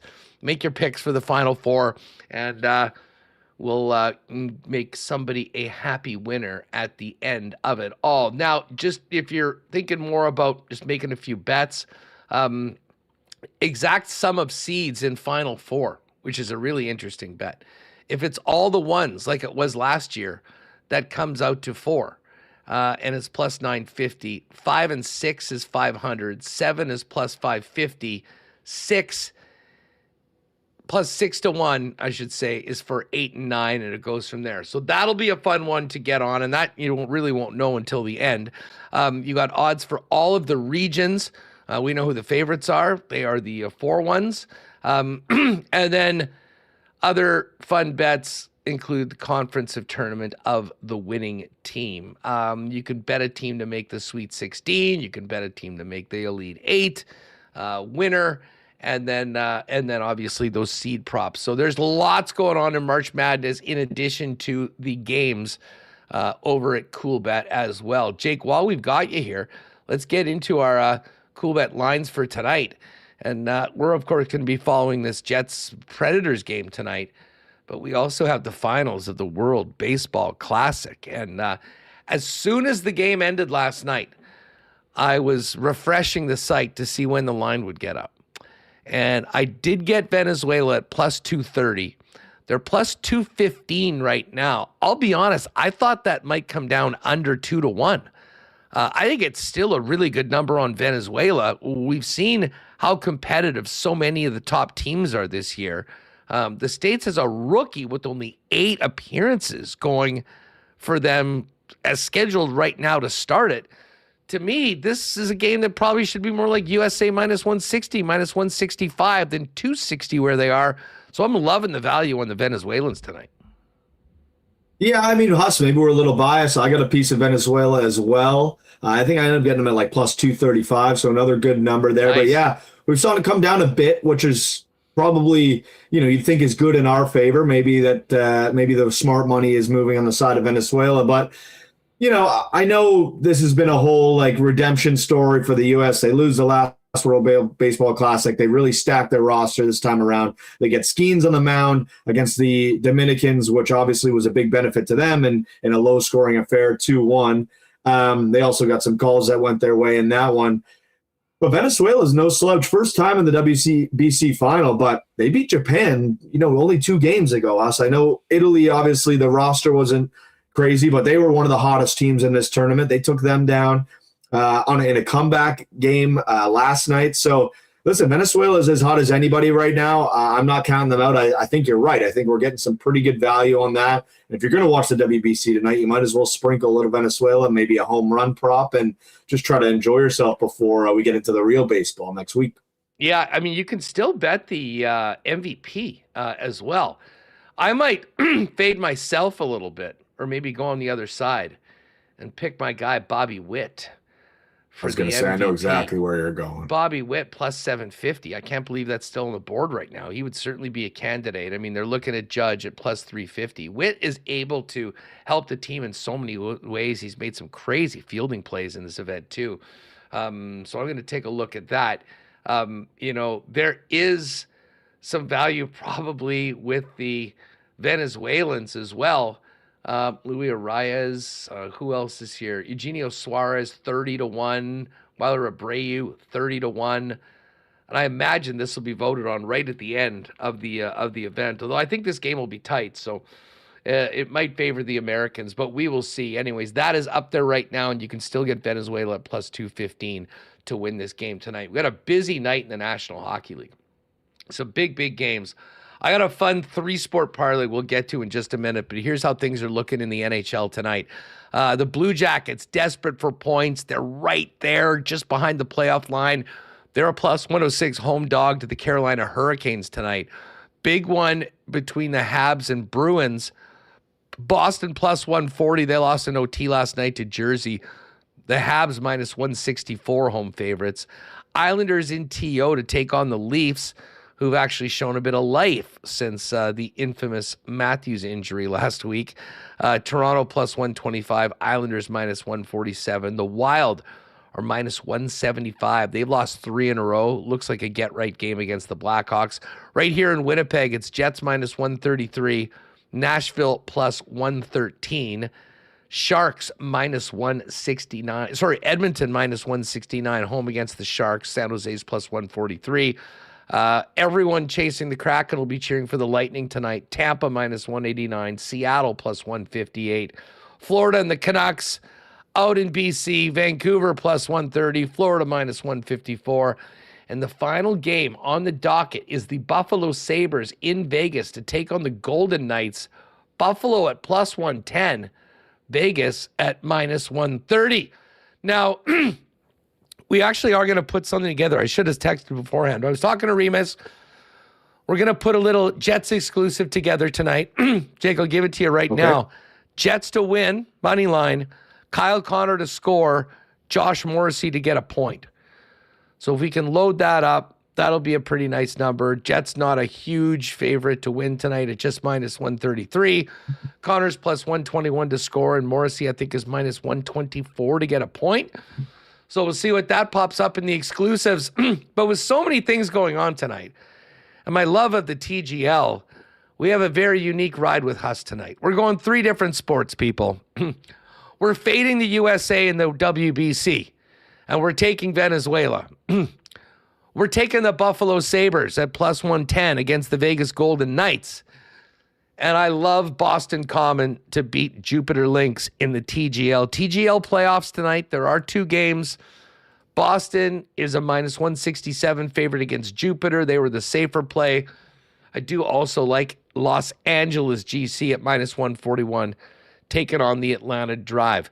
This could be a first in WST winners history, Jake, for a hockey WBC TGL parlay, but I love it. And I loved it even more when I saw you guys had it boosted over 11-1. Yeah, listen, you don't get many opportunities, Huss, to parlay the World Baseball Classic, tomorrow's Golf League, and the NHL. So you might as well take your chance when you got it. And listen, also some madness starting tonight. The first 4 goes. UMBC and Howard will be the first game. And then late game will be the good one. It'll be Texas versus NC State. Both games very close right now. I'm on NC State tonight, money line, and I'm on the under in the early game, UMBC and Howard. So, if you want to sprinkle that as well. I don't know. Is there anyone, before we completely close this conversation, anyone in the Madness, those first rounds that you might be sprinkling as an underdog, Huss? Have you dove into it just yet? Well, I mean, I always do my bracket, and then I look and see who I took. And I find myself trying to kind of redo a few picks just so I don't have as chalky I find myself, I'm looking for an upset pick later on, but not knowing the teams and just saying, this team's 4, this team's 13. I'll go with the 4. I'm looking to try to add any. Let me lean on you for a little bit. I mean, is there a couple of underdogs that you think are kind of live? Maybe I would love to take North Dakota State, our neighbors just down the highway, against Michigan State, but they're a 14. One team I have bet in the past, I do like them, UCF. They're a 10 seed. They're going up against UCLA. Yeah, I don't mind UCF, Huss. I mean, I know they're not a huge underdog, but they are a 10. Missouri is basically playing a home game. They're in like St. Louis, that just happens to be where the draw is. So I think they're going to get a benefit over Miami. And if they find a way to get to Purdue, they could give them a run for their money with an almost home game. If you want to go a little, you want to stay with the whole travel aspect of it. Cal Baptist is playing out in California. Kansas going to have to make the trip over there. Kansas kind of had a struggle this year. I don't know if you've heard about their top player. This is a guy that's going to go real high in the draft, Aaron Peterson, but he kind of picks and chooses when he plays basketball. He has a good game, and then he just says in the start of the second half, hey, coach, I'm done. So, a lot of people aren't very high on Kansas. If you want to take Baptist in your bracket, I didn't specifically, but you want to take Cal Baptist in your bracket, I like St. John's to, at least get to the following weekend. So even if they do lose, you could always just have St. John's moving on from there. But totally up to you. The world's your oyster when it comes to the bracket. I love filling these things out and just making little tweaks, modifications, and having my one bracket ready to go for Thursday when it all gets started, Thursday afternoon. Yeah, get over to CoolBet, place your bets, and get in on our free March Madness pool. The link is in the chat right now. And for those of you that are listening on the podcast and want to join, if you just go into the ESPN bracket maker, just search for a group. It's under Winnipeg Sports Talk. So put all that together, basically checking out, doing a whole bunch of content throughout this, and we're going to be watching a lot of scoreboards tonight in addition to this Jets one. We'll get the Jets parlay up, Jets to win, Connor to score, Morrissey point. That'll be in the CoolBet exclusives a little later on, and Pat will join us tomorrow, get his thoughts on the madness, and we will also get our picks for the Valspar this week after a pretty profitable Players' Championship, despite not having the outright winner. Had a couple nice props that we did on the final show heading into the event, so we'll look to keep that rolling tomorrow. But all eyes on the rink downtown tonight, a busy night in the NHL, WBC final. I'm going to be paying attention to TGL and so much more. Jake, good luck with the bracket. Make sure you get your picks in our bracket, and Pat as well, and he'll join us. And again, quick reminder, not doing poker tomorrow, rescheduling in a couple of weeks. We'll fill in on the exact date here on WST. Have a great one tonight. I'm fired up for this 3-gamer we've got. Yeah, thanks for having me, boys. I'm excited for the madness, and I'm sure we'll talk again soon. Right on. There is Jake Boland-Moss of CoolBet. Give him a follow on X at Jake Boland-Moss, and of course at CoolBet Canada as well. Remo, how difficult was it for you to finalize your bracket selections? I usually do mine the night before. I haven't finalized it, but I did look at the Final Four, and I thought Houston was the one. I always pick Duke to get eliminated, but it's tough. It seems like the top, especially when you look at the betting lines, the top teams, there's a bit of a gap between the number 1 seeds and the other ones. Before you could find, I feel like, 10, 20 years ago, you could find like a 3 or a 4 seed who was maybe better than a 1 or a 2. More. So, and I don't know if that's because college is changing because, the best teams, you can just buy all the talent. I don't know enough, but when looking at the analytics and the ratings, it does seem like the number one seeds are a cut above everyone else. Hey, I know we've kind of focused in on the Jets and the Moose, and obviously we just got into the madness with Jake, but Reem, just to reset the big news in the NHL today. Yes. Leon Draisaitl out for the year. Now, he could potentially return in the playoffs. I guess we'll find out. I should do another Why Not question of the day for Not Autocorp at Waverly and McGillivray. Does this injury to Leon Draisaitl end the Oilers' hopes of getting back to the Cup final this year? Let us know in the chat if you think that they are done. The thing about the Oilers, Remis, is they're not even for sure in the playoffs right now. I mean, they're still in a bit of a dogfight.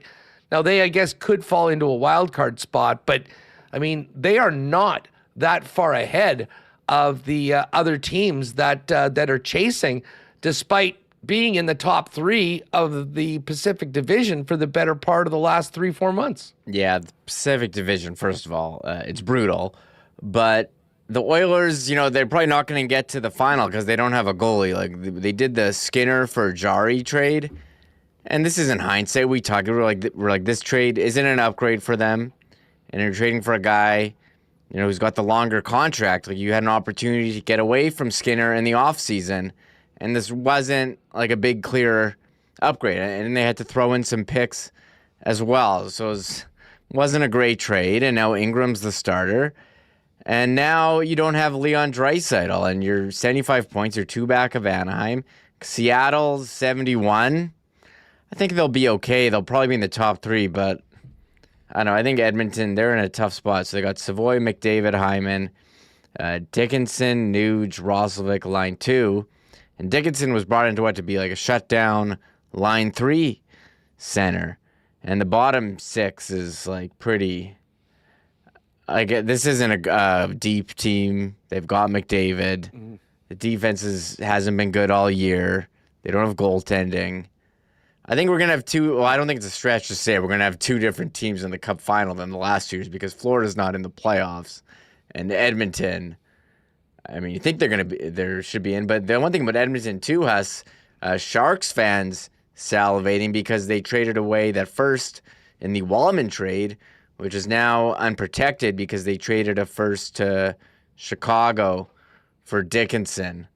So, like, if they crash out here, San Jose will benefit from it. I just looking at these standings, they're so wild. So the Minnesota, 11 points ahead of the Pacific Division leading Ducks. And yet they're still 9 off the pace in the Central Division. And that's a division that has seen Colorado just be basically 500 for the last little while. It's once again a conversation about the playoff format rears its ugly head at this point of the year. But for the Jets and Predators, they just got to win. They wouldn't be in any format right now. You got to catch the Kraken, the Kings, and the Sharks. And of course, they're just 1 point differentiating Nashville and Winnipeg going into tonight's game with even games played. That's going to do it for us. You're in the building tonight. Some nice seats. Yeah, I'll be in the lower bowl. Going with my dad. He's taking me. So I'm excited. Last one on the homestand. I've been in for the last couple here. So it's been a good homestand. It's also St. Patrick's Day. I don't know if there's going to be any St. Patrick's theme. There was a big debate in the media group chat, Huss, about green beer. I don't know where you stand on green beer. I vote nay. I don't like anything that you eat that changes the color of your tongue. So I've had many in my day. I don't really care, but it's not a deal breaker for me. Someone pulls up to the table with a pitcher of green beer, I'm drinking it. I don't discriminate like that. So it'll be good. But yes, have a few. Do it responsibly and safely today. I know a lot of people went pretty hard on the weekend ahead of St. Patrick's Day. It is a Tuesday night, everybody. Big day tomorrow. But we'll have a big show tomorrow, and looking forward to talking with Murat, who I mean, listen, we're living in the moment. We'll talk about tonight's game, but also with the great piece in The Athletic, looking ahead to the draft and talk about potential good fits for the Winnipeg Jets. So Murat Atesh and much more tomorrow on the program. Big thanks to all of our guests today. Max Hers, play-by-play voice of the Nashville Predators. Dan Fink, play-by-play voice of the Manitoba Moose. Mike McIntyre from the Winnipeg Free Press. And, of course, Jake Boland-Moss. Enjoy the game tonight and everything going on. WBC, a busy night of scoreboard watching in addition to the Jets and Preds. And make sure to join us tomorrow at 1 o'clock right here on Winnipeg Sports Talk. For Michael Remis, I'm Andrew Paterson. Thanks again to all the sponsors that make the show happen each and every day, and all of you for making us a part of yours. We'll catch you tomorrow at 1. Enjoy the game tonight downtown. Oh, my God! Oh! Shut it down! Let's go home! Thanks for tuning in to Winnipeg Sports Talk Daily. Make sure to subscribe on YouTube and your favorite podcast feed at winnipegsportstalk.com.